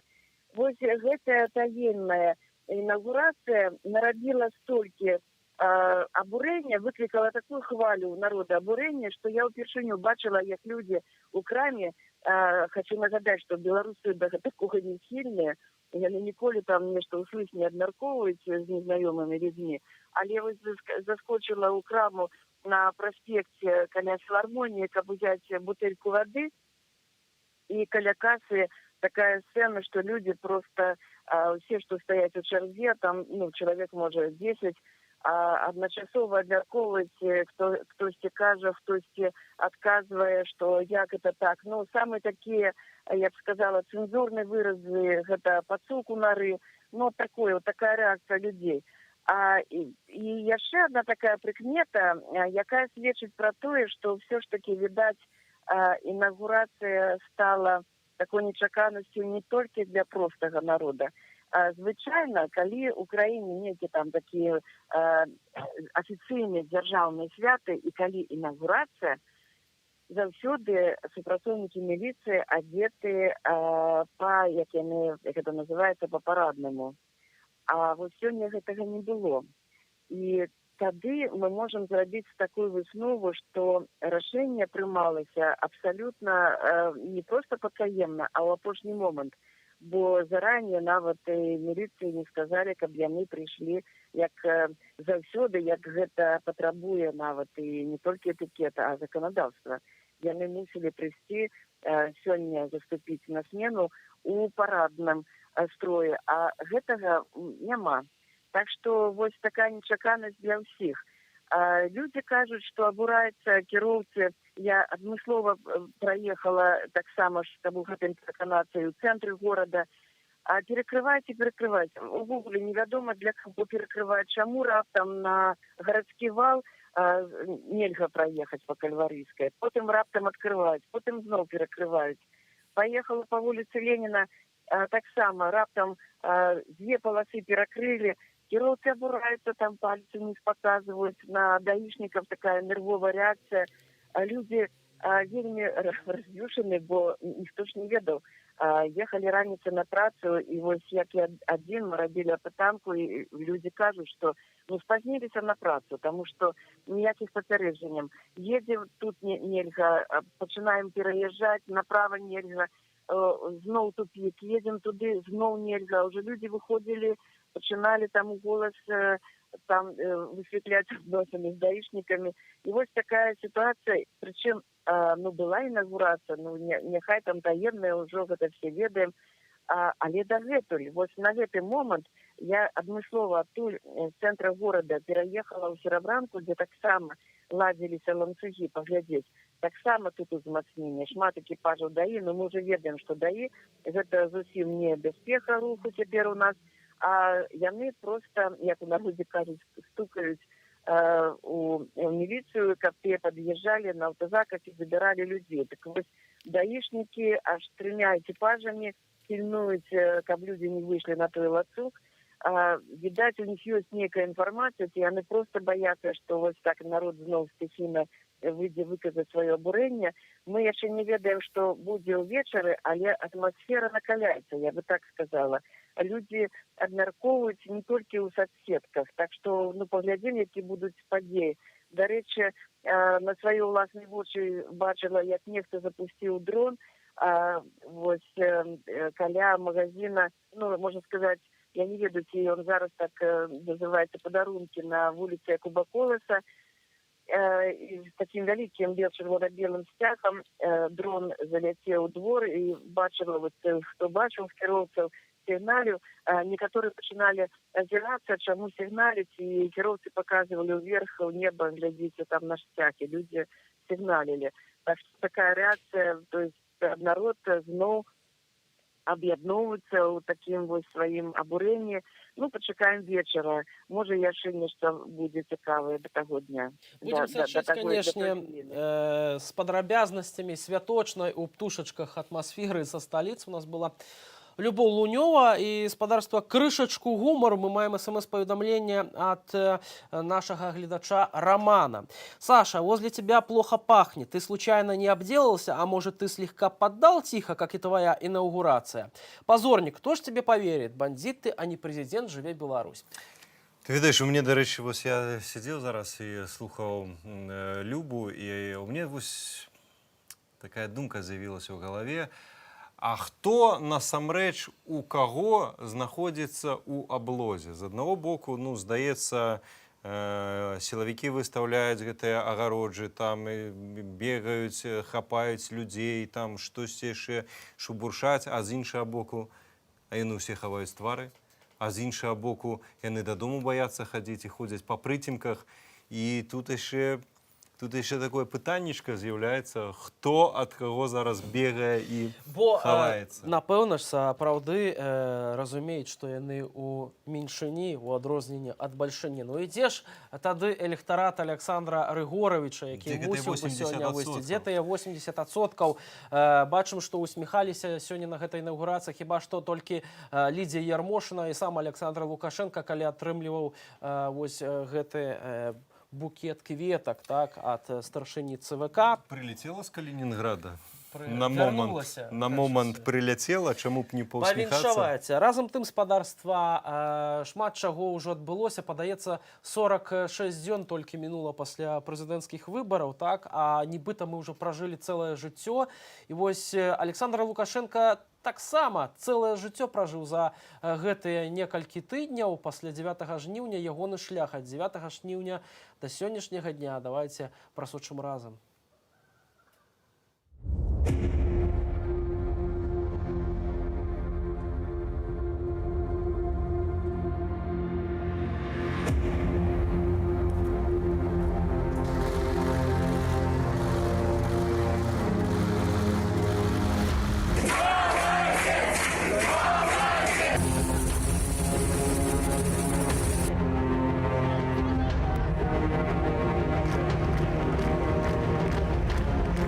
Белорус, а вы кто? Вы белорусы или кто вы? Конечно, они белорусы.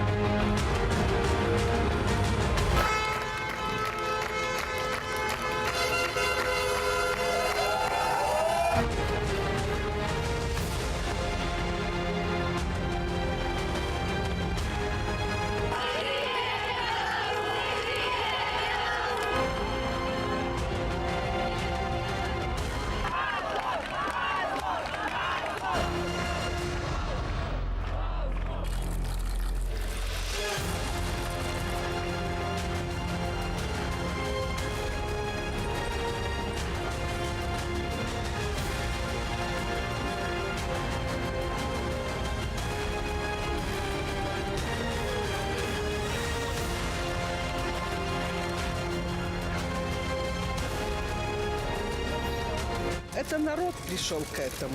Это у нас на глазах делается нация, делается белорусская нация, белорусский народ.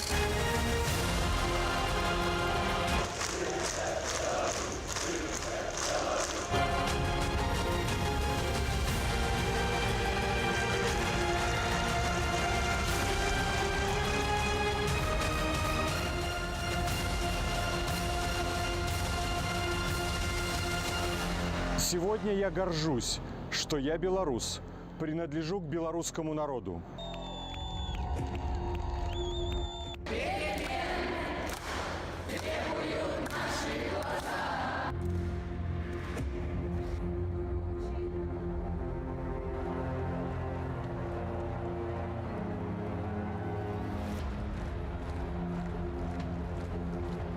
Беларусь – независимое, суверенное государство.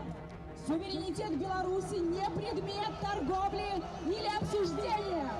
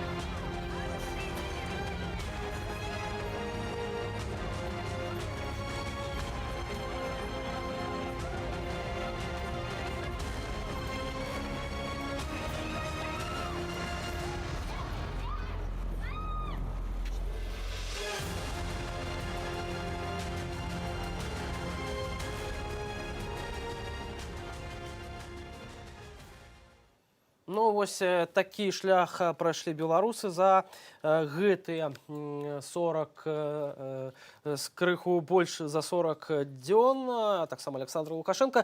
Тым часам мы вось задаліся пытаннем, Валера ў прыватнасці казаў пра тое, што Лукашенко вельмі часта кажа адное, робіць зусім іншае, і вось як па-іншаму, як не назваць яго балбатуном, сапраўды нам падказваюць, што па-беларуску можна назваць такога чалавека балбатуном. Балбатун замест трепло, ну, гаспадарства, шкада гэткага прыгожага, сакавітага беларускага слова вось для такога чалавека. Між тым, гаспадарства папаўняецца спіс краінаў, якія не прызнаюць, як і беларускі народ, не прызнаюць уладу Лукашэнкі. На цяперашні момант гэта, прынамсі, нашыя суседзі Літва, Латвія, таксама Эстонія, Нямецчына, Чэхія, таксама дадаліся Славаччына, Данія, і, напэўна, спіс будзе таксама цягнуцца. Ну, а разам вось з гэтай колькасцю краінаў, якія не прызнаюць легітымнасць Александра Лукашенко, павялічваецца ў самой Беларусі колькасць затрыманых.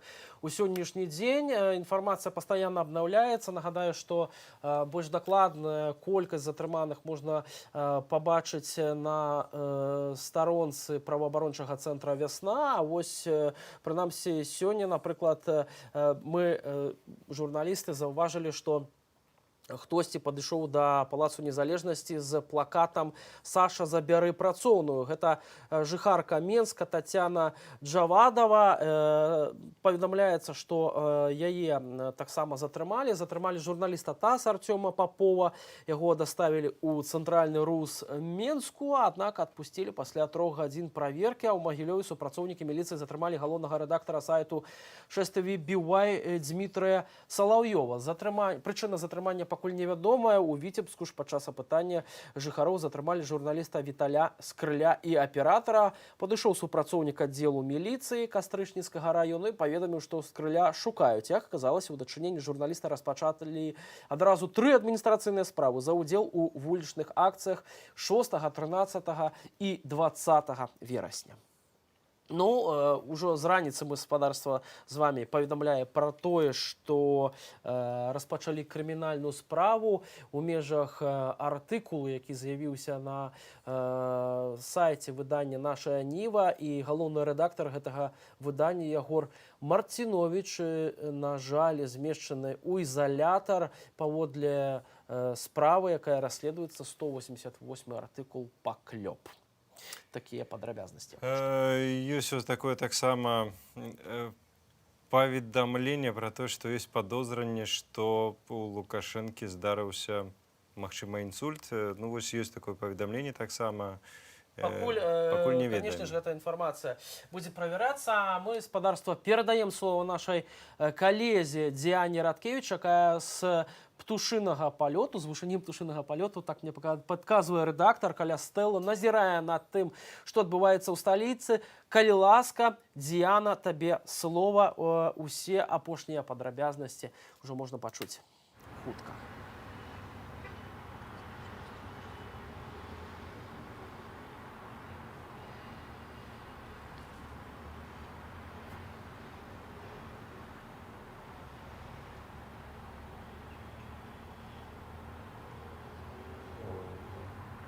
Вітаю, шановні глядачі, з вами Діяна Радкевич. Злучаємося з вами з центру Менску, де, у принципі, у Менску сьогодні вийшло собралося шмат ланцюгов солідарності у різних районах.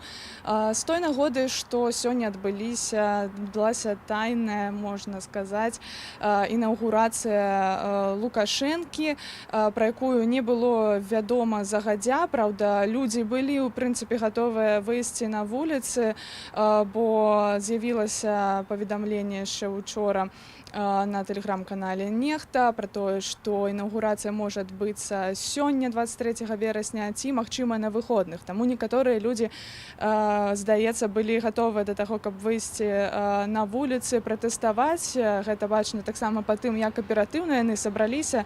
11:30 з'явилося повідомлення, інформація від ад інфармацыйнага агенцтва Белта пра тое, што адбылася інаўгурацыя Александра Лукашэнкі. Дарэчы, прэс-сакратарка Наталья Эйсмонт абяцала загадзя даць інфармацыю бліжэй да часу інаўгурацыі, але пра тое, што сёння ў Палацы Незалежнасці адбудзецца інаўгурацыя Лукашэнкі, яе можна было выцягнуць толькі з таго, што вакол Палаца Прэзідэнта сёння з раніцы 9 прыкладна пачалі збірацца вайскоўцы, пачалі збірацца людзі ў нейкай святочнай форме, у святочных касцюмах. Прыйшла група людзей таксама ў касцюмах, якая меркавана чыноўнікі. Менавіта такім чынам людзі маглі мець пэўныя здагадкі пра тое, што ўсё ж такі сёння менавіта адбудзецца інаўгурацыя, але канчатковую інфармацыю мы атрымалі па факце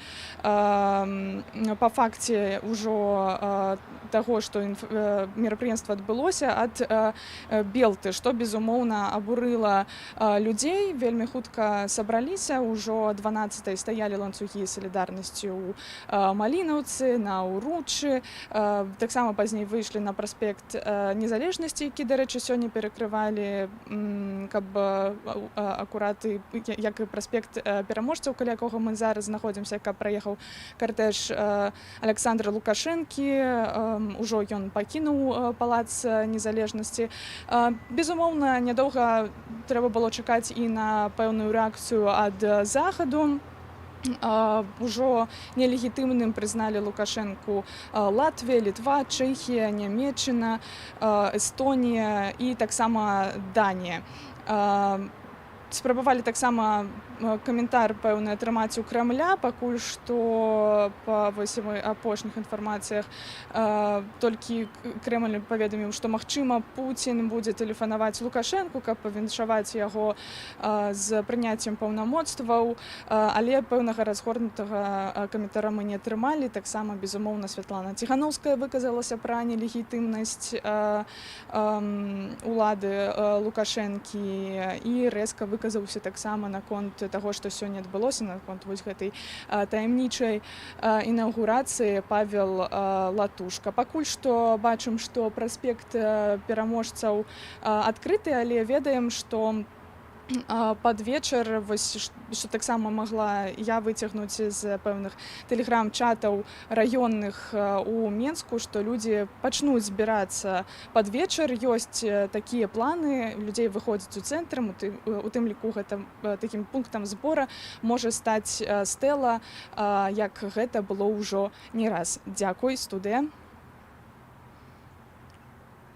Дзякуй вялікі за гэтыя падрабязнасці. Разам з тым, у гаспадарстве у нас яшчэ ёсць одно СМС-поведомление. Здравствуйте, хотелось бы посмотреть, как силовики окружения Лукашенко весной будут пахать землю и поднимать заводы. Нам таксама будзе вельмі цікава паглядзець на гэта, калі, канешне, гэтыя силовики дажывуць да часу, калі Лукашенко яшчэ утрымаецца ва ўладзе. Што, правда, не удакладняецца, у складзе якіх атрадаў, ці гэта будуць атрады вось з калонію, ці не удакладняецца, у складзе якіх калектываў будуць яны там араць зямлю. Між тым, мне вельмі спадабалася рытарычнае пытанне з нашага чату на Ютубе, у стрыме на Ютубе ад Валянціны Лескувай, якая запыталася, як можна прысягаць народу таемна ад яго.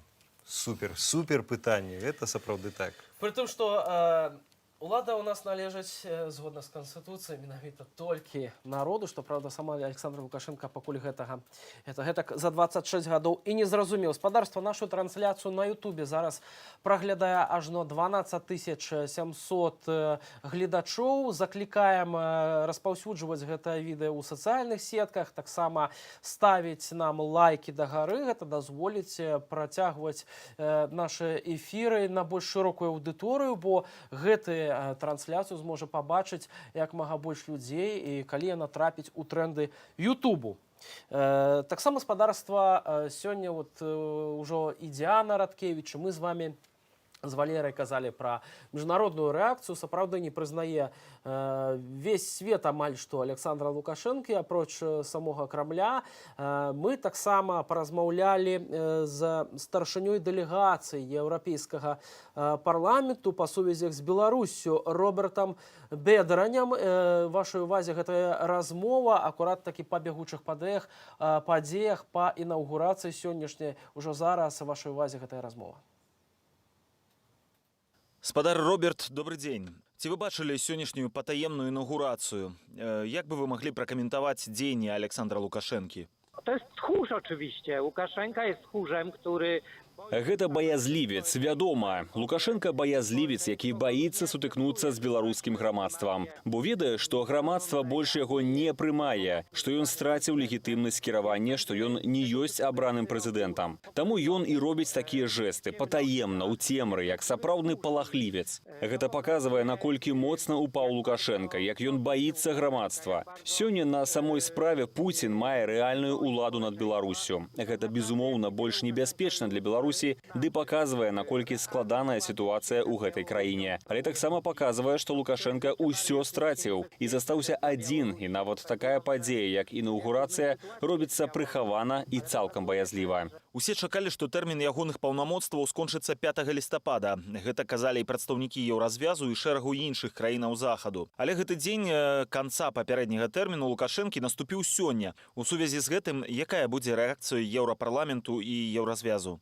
Parlament Europejski nie uznaje Łukaszenki jako prezydenta. Еўрапарламент не прызнае Лукашэнку як прэзідэнта. У панядзелак мы прымалі Святлану Ціханаўскую, якую мы прызнаем адной з лідарак беларускай апазіцыі. Мы будзем падтрымліваць кантакты з каардынацыйнай радай, Ціханаўскай і ўсімі прадэмакратычнымі сіламі ўнутры Беларусі. Я не магу сабе ўявіць, што Еўрапарламент мог бы цяпер хоць нейкім чынам падтрымліваць дыялог з Александром Лукашэнкам. Ягоны грамадскі ды палітычны мандат цяпер пратэрмінаваны. Разам з нелегальна праведзенымі выбарамі мы можам казаць пра канец Александра Лукашэнкі ды канец якіх-кольвек спробаў дыялогу з ім з боку Еўразвязу. Еўразвяз тым часам зробіць усё магчымае, каб беларусы маглі самастойна вырашаць лёс сваёй будучыні, а не сатрап, які баязліва ў страху перад сваім народам чыніць такія рэчы.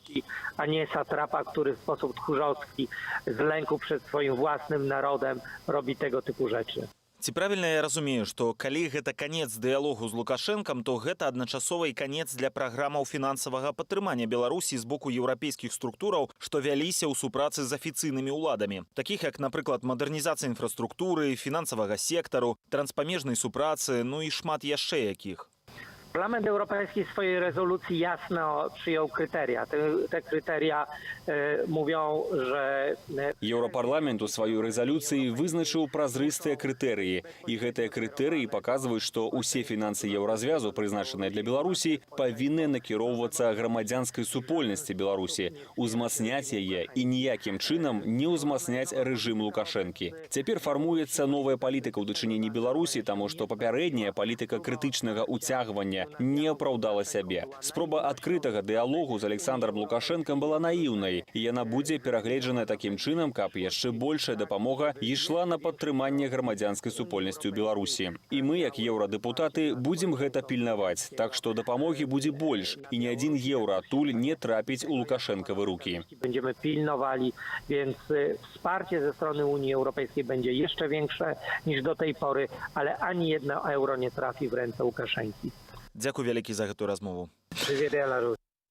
Ну, а мы вялікі дзякуй выказваем і дэпутатам Еўрапейскага парламенту, і ўраду Польшы, і асабіста Роберту Бедраню, які выказвае словы падтрымкі нашаму народу. У нас тут часам ёсць паведамленні з Украіны. Смотрю ваши трансляции. Желаю победы братскому белорусскому народу в этом противостоянии с безумным диктатором. І ёсць яшчэ одно смс-паведамленне на Вайберы, параўнанне сённяшняй інаўгурацыі як тайное венчание с украденной невестой. Жених-то старовато, невеста все сбежать норовится. Ну, вось такое таксама трапнае. І адразу згадваецца вось гэты мем, дзе стаіць Лукашенко з закрываўленымі рукамі там і збітая дзяўчына і надпіс, вось ягоная цытата. Любимую не отдают. Любимую не отдают. Між тым, вось читае таксама і наш стрим на ютубе.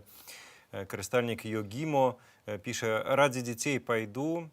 Нельзя, чтобы еще следующие 5 лет он сидел у власти и творил беззаконие, плюя на Конституцию, на народ, на всех граждан, на все уголовные статьи, покрывая своих. Так нельзя. И еще одно поведомление от карыстальника Влада. Стачком Беларусь-Калия призвал всех 24 сентября не выходить на работу. И вот сапраўды пытанне забастовак, агульнанацыянальнай забастовкі, яно ўсцяж застаецца актуальным. Што праўда, зараз збольшага тых, хто спрабуюць баставаць, страйкаваць, робяць гэта ў рэжыме так званай італійскай забастовкі, то бок больш марудна адбываецца гэта праца, што таксама нясе эканамічныя страты, канешне, на гэтых прадпрыемствах. І пытанне, ці будзе гэта ўвогуле забастовка агульнанацыянальная, альбо гэты рэжым лясне і без гэтай забастовкі, таксама, канешне, спадарства застаецца пытанне. Між тым, я вось чытаю ваш стрым, і тут ледзь не пра... чат у... Так, і увесь час там таракан, і ведаеце, я зараз задумаўся, ну, паглядзіце, колькі было тараканаў у савецкія часы. Я адзін зараз гэта пачуў. Зараз гаспадарства пачуеце галасы беларусаў. Я завершу сваю толькі думку пра тое, што ў савецкія часы, памятаеце, вось гэты Спадарства, працягвала думку Валерый. Я працягну. Нешта міфічнае адбываецца. Дык вось, у савецкія часы было багата гэтых тараканаў, паўсюль яны поўзалі, асабліва там, дзе было неяк брудна. І такі, можна сказаць, сімвал саўка, які ніяк не можа памерці. Аднак апошнія гады, паглядзіце, ну, гэтыя тараканы, навукоўцы дагэтуль спрачаюцца, чаму гэтыя прусакі, тараканы, яны практычна зніклі. То бок пытанне ўсё-таки толькі часу, а таксама, ну, беларусы народ, які любіць парадак і чысціню, і адпаведна наканаваны лёс усіх прусакоў і тараканаў. Гэта толькі пытанне часу і, напэўна, ўжо не працягла. Яшчэ ёсць адное паведамленне ваше. Заўважылі, што Лукашенко быў у белай кашулі і чырвоным гальштуку. Чырвона-белая сімволіка ці супадзенне гэта. Но мы не ведаем наконт супадзенняў. Заўважылі таксама, што сёння Лідзія Ярмошына, калі ўручала кветкі Александру Лукашенку, яны таксама былі чырвоныя, і, калі не памыляюся, зялёная абвёртка была такая у колеры дзяржаўнага сцягу беларускага. І, канешне, мы бачым вельмі вялікая колькасць ад вас паведамленняў пра тое, як вы параўноўваеце гэтую інаўгурацыю. Вось уже сёння гучала пра тое, што яна адбывалася як быццам пад плінтусам, так, дзе звыкла і хаваюцца прусакі. Мы пацікавіліся у саміх жыхароў сталіцы, як яны ставяцца да гэтай патаемнай інаўгурацыі. Адказы ўжо зараз вашай увазе. И думаю, что общество это не остановит. Наоборот, мне кажется, что люди будут выходить на улицы еще больше. Хочется только спросить, почему не под покровом ночи? Чтобы не надо было перекрывать город и мешать людям вообще-то заниматься своими делами. Ну, эта власть, кроме смеха, уже ничего не вызывает. Я лічу його злочинцем з 94-го року. Він увогуле ніякого закону не ведає. Все здарилось в 95-м году. И он дал клятву на Конституции, что он будет верен ей. Але праз год и он ее порушил. И он державный злочинца. Теперь уже свободно, можно сказать. Надо же от него отрекаться, он уже не имеет власти. Все, хватит. Он может себя мнить кем угодно, но для белорусского народа он уже не президент. Вот. И все идет к тому, что, естественно, он уйдет. Вот. Никто его не считает легитимным. Ни Европа, ни наши братские страны, которые в адекватности видят всю ситуацию. Это відомо чому, бо чоловік не упевнений.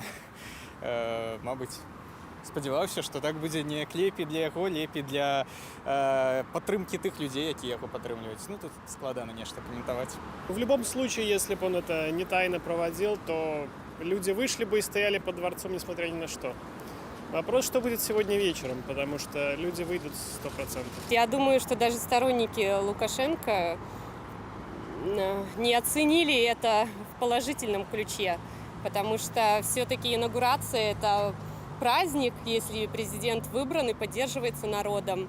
И поэтому даже сам факт, что она проведена тайно, быстро, говорит о том, что эта процедура недостаточно легитимна. Прискорбно. Ну, я считаю, что не совсем легитимно. Должна, мне кажется, транслироваться все открыто по телевидению. Все должно показываться. Печально. Он боится, конечно. Он боится, что народ обратно встанет против него и начнется это все митинги, это все. Боится он просто и все. Это вообще какой-то нонсенс, это плевок в народ. Да. Это, я даже не знаю, на чем он давал свою присягу. На чем фюрер может давать присягу. Ну, я, можна скажу, господарства, ось наконт магчымых адключэнняў інтэрнэта, як вось усе гэтыя у часе акцыяў паслявыбарчых адбывалася, і магчыма гэта будзе сёння. Зноўку ж у чаце на стріме вельмі так цікава адказалі, за ўвагу такую зрабілі наконт таго, што прусакі яны бягуць ад вай-фая. І, в прынцыпе, гэтым таксама метафарычна можна патлумачыць, чаму Лукашенко гэтак упарта адключае інтэрнэт у часе гэтых Ну, уже ж неодноразово он и ранее заявлял, что интернет это вялізная помойка, правда? И можно зразумець не любого Александра Лукашенко до айфонов, плафонов, як он уже неодноразово заявлял падчас розных своих сустрэчаў. Ну и, конечно... Не может правильно назвать телефон, при тым, что заявляет, что интернет он стварыў у Беларуси. Так, уласнымі руками стварыў IT-краіну, правда? Чалавек-мем. Ну, у нас яшчэ ёсць одно смс-паведамленне. Сёння вось з Валерай дыскутавалі наконт таго, як называць чалавека, які кажа адно, а робіць зусім іншае. Як перакласці па-беларуску трыпло. Нам вось яшчэ дасылаюць некаторыя варыянты, дазволю зачытаць. Балаболка, таратайка, холбацень, пусты млын, разбіты кулямёт. Можна сказаць, што запусціў я такі флешмоб нават. Флешмоб, так, сённяшні. Сёння ўся Беларусь шукае гэтае слово ў беларускай мове, але ўсё адно спадарства не пасуе. Занадта спеўна атрымліваецца мілагучная беларуская мова. Між тым, вось сёння нейкі абсалютна страшны дзень у карыстальніка Павел Грюнмайер, здаецца, так напісана. Увесь час піша ў стріме, ў чаце, а ведущие это партнеры или у них несерьезно. Целый день у человека. Тут адбываецца вось гэты цирк з гэтай інаўгурацыяй. У Беларусі адбываецца па сутнасці народная рэвалюцыя і дафармоўваецца палітычная нацыя Беларусь. Вось это супрацьстаянне з дыктатарам, узурпатарам, а у чалавека, ну, вот, ну, у нас рознае ёсць паведамленне, ёсць у тым ліку раней вельмі часта мільгацелі у нас смс-кі з пагрозамі на адрас Белсата. Чамусьці вельмі шмат каго цікавілі, якія грошы атрымоўваюць журналісты, а на якія грошы жыве Белсат. На гэта ўсё спадарства мы ўжо неаднаразова адказвалі ў нашых эфірах, тым больш, што гэта інфармацыя адкрытая, і можна абсалютна прачытаць у інтэрнэце. Вось вяртаючыся да гэтага балбатання альбо да гэтага спічу, так, які сёння Александр Лукашенко падчас інаўгурацыі выказваў, ён звяртаўся, канешне ж, да самага адданага свайго электарату, да сілавікоў. Хацелі б вам нагадаць, ну што ж ён там казаў? Давайте паслухаем яшчэ раз. Передо мной поймете, что вы спасли мир на этом клочке земли, отстояли суверенитет и независимость нашей страны. Поймите, ребята, это не каждый белорус, к сожалению, сегодня понимает, но очень скоро поймет. Это наша работа.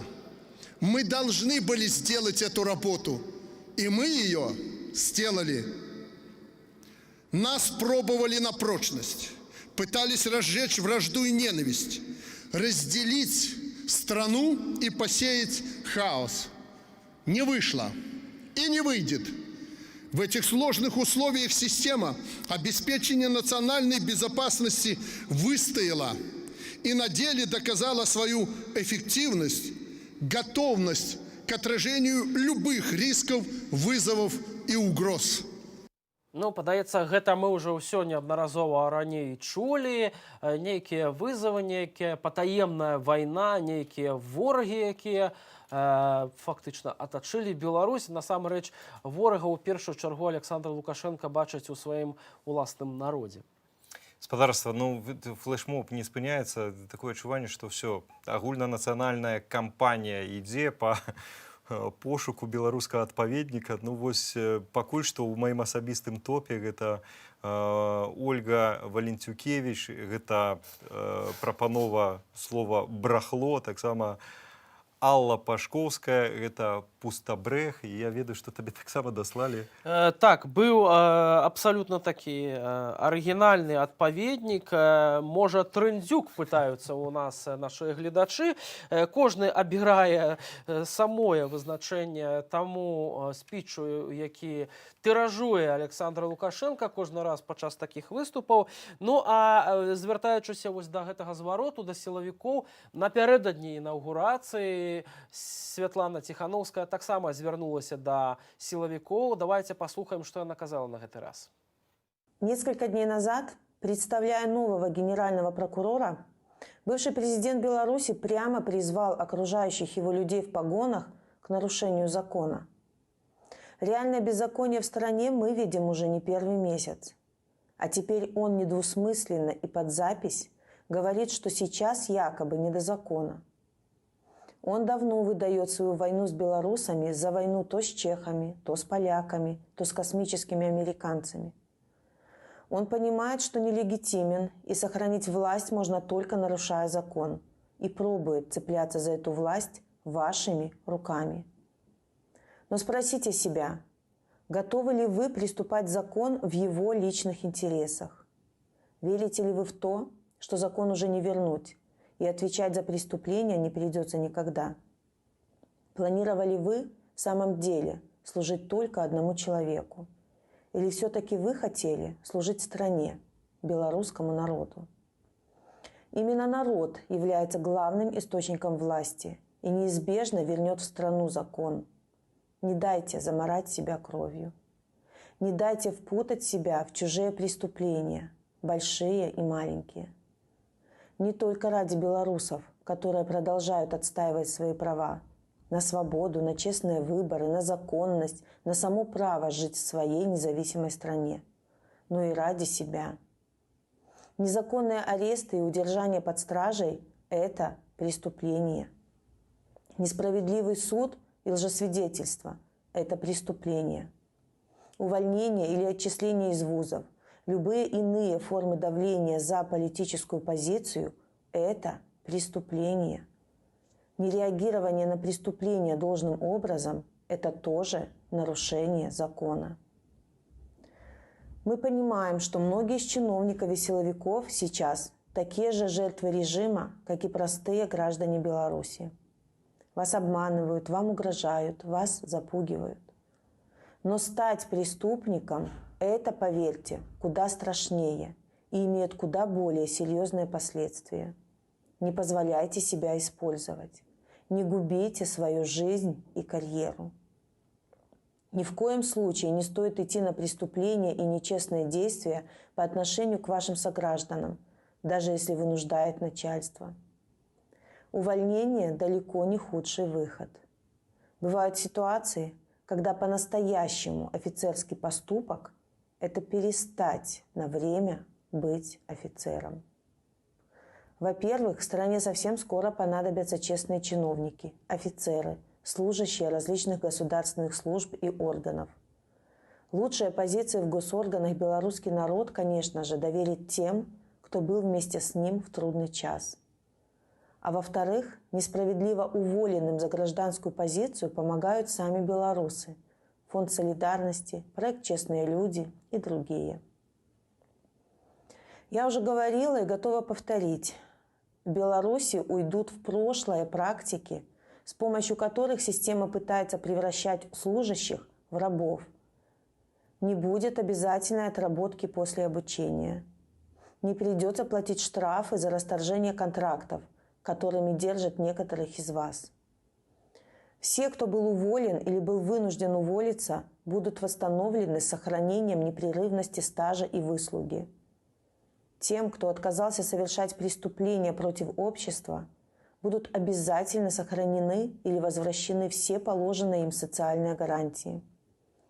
Ну а главное, вам не придется опасаться возвращения в страну закона и действия права. А они обязательно вернутся. Будьте с белорусским народом, и народ не забудет, что вы были на его стороне в этот час. Варта, канешне, прыслухацца да словаў Святланы Ціхановскай, быць з народам тым часам, бо Лукашенко называе сябе фактычна народам і сёння зноўку заяўляе, што не дадзім краіну. Толькі пытанне, хто і каму мусіць гэтую краіну аддаваць? Ці Лукашенко яе аддае фактычна на разброс Расіі, якая можа ў любы момант аказаць дапамогу брацкаму беларускаму народу, а дакладней ужо Александру Лукашенко непасрэдна. Ну, дарэчы, Лукашенко сёння ў сацыяльных сетках і ў нас у чаце на стрыме заклікаюць, дык выйдзе ты да народу. Напэўна, увечары збяруцца о 18-й гадзіне, збяруцца беларусы, выйдуць на вуліцы. Ну дык вось выйдзі, знайдзі свае 80%, якія гатовыя разам з табою святкаваць тваю перамогу, тваю інаўгурацыю і тваё далейшее бачанне жыцця Беларусі. Выйдзі, адкладзі ў бок свой аўтамат, абязброй свайго 15-гадовага сына і выйдзі папросту да людзей, як ты казаў неаднаразова, што ты народны прэзідэнт, усе цябе так любяць. Ну дык выйдзі без калючага дроту, выйдзі без аўтаматчыкаў, выйдзі без сілавікоў у чорных балаклавах.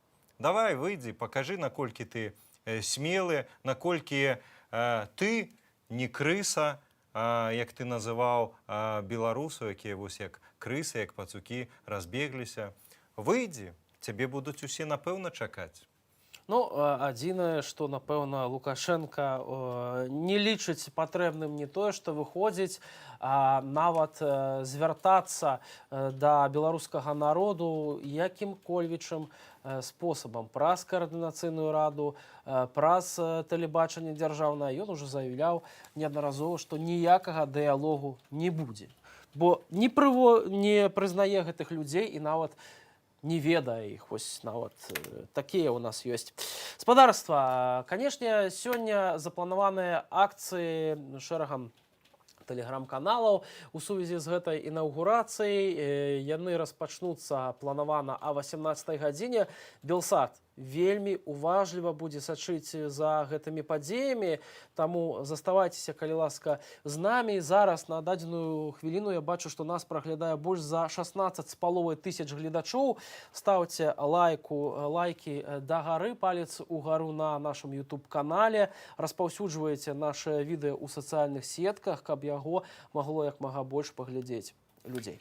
Яшчэ раз нагадваю, 18-я гадзіна нашага беларускага часу, 1,5 гадзіны засталося, і вернемся зноўку ў наш стрым, спадарства.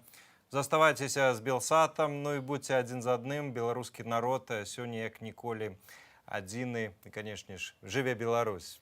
Ну, а з вами на гэтую гадзіну працавалі Валерый Руселік. Таксама Віталь Бабін. Напрыканцы яшчэ раз вось гэты шлях, які, напэўна, шлях все-таки ганьбы. Гэта вось шлях Лукашэнкі за апошні час. Давайте прыгадаем разам.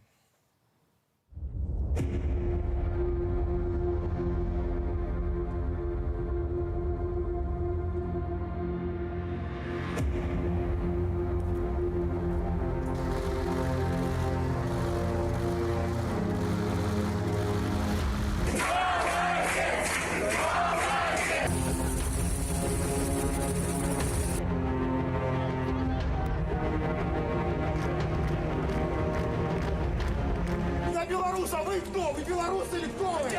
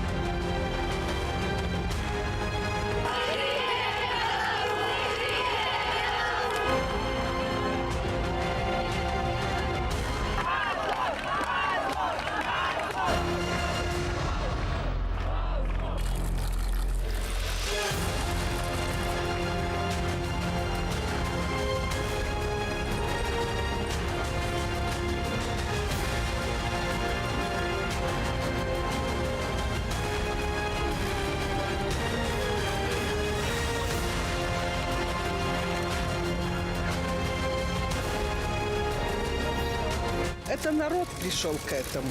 Это у нас на глазах делается нация, делается белорусская нация, белорусский народ.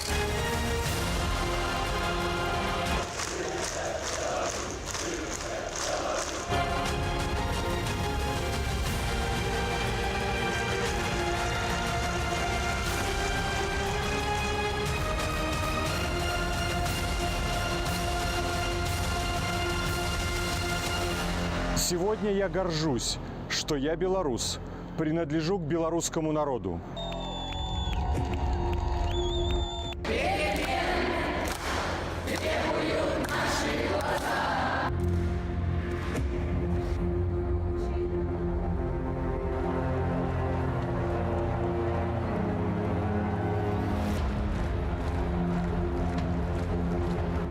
Беларусь – независимое, суверенное государство. Суверенитет Беларуси не предмет торговли или обсуждения.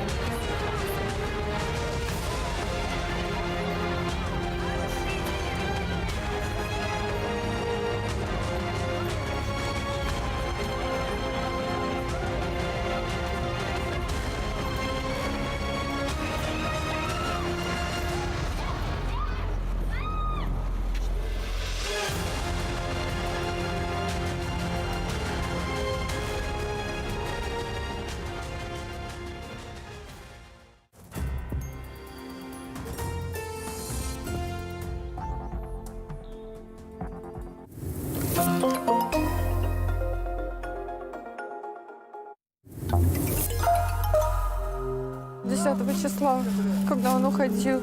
Я пытался остановить, говорю, собаку хотя бы выгули. Он замешкался и говорит, сами выгуляйте. И все, и ушел. Александр Тарайкоўскі, Константин Шишмакоў, Микита Крыўцоў. Першыя смяротныя ахвяры жнівеньскіх пратэстаў. Именно вот в этом месте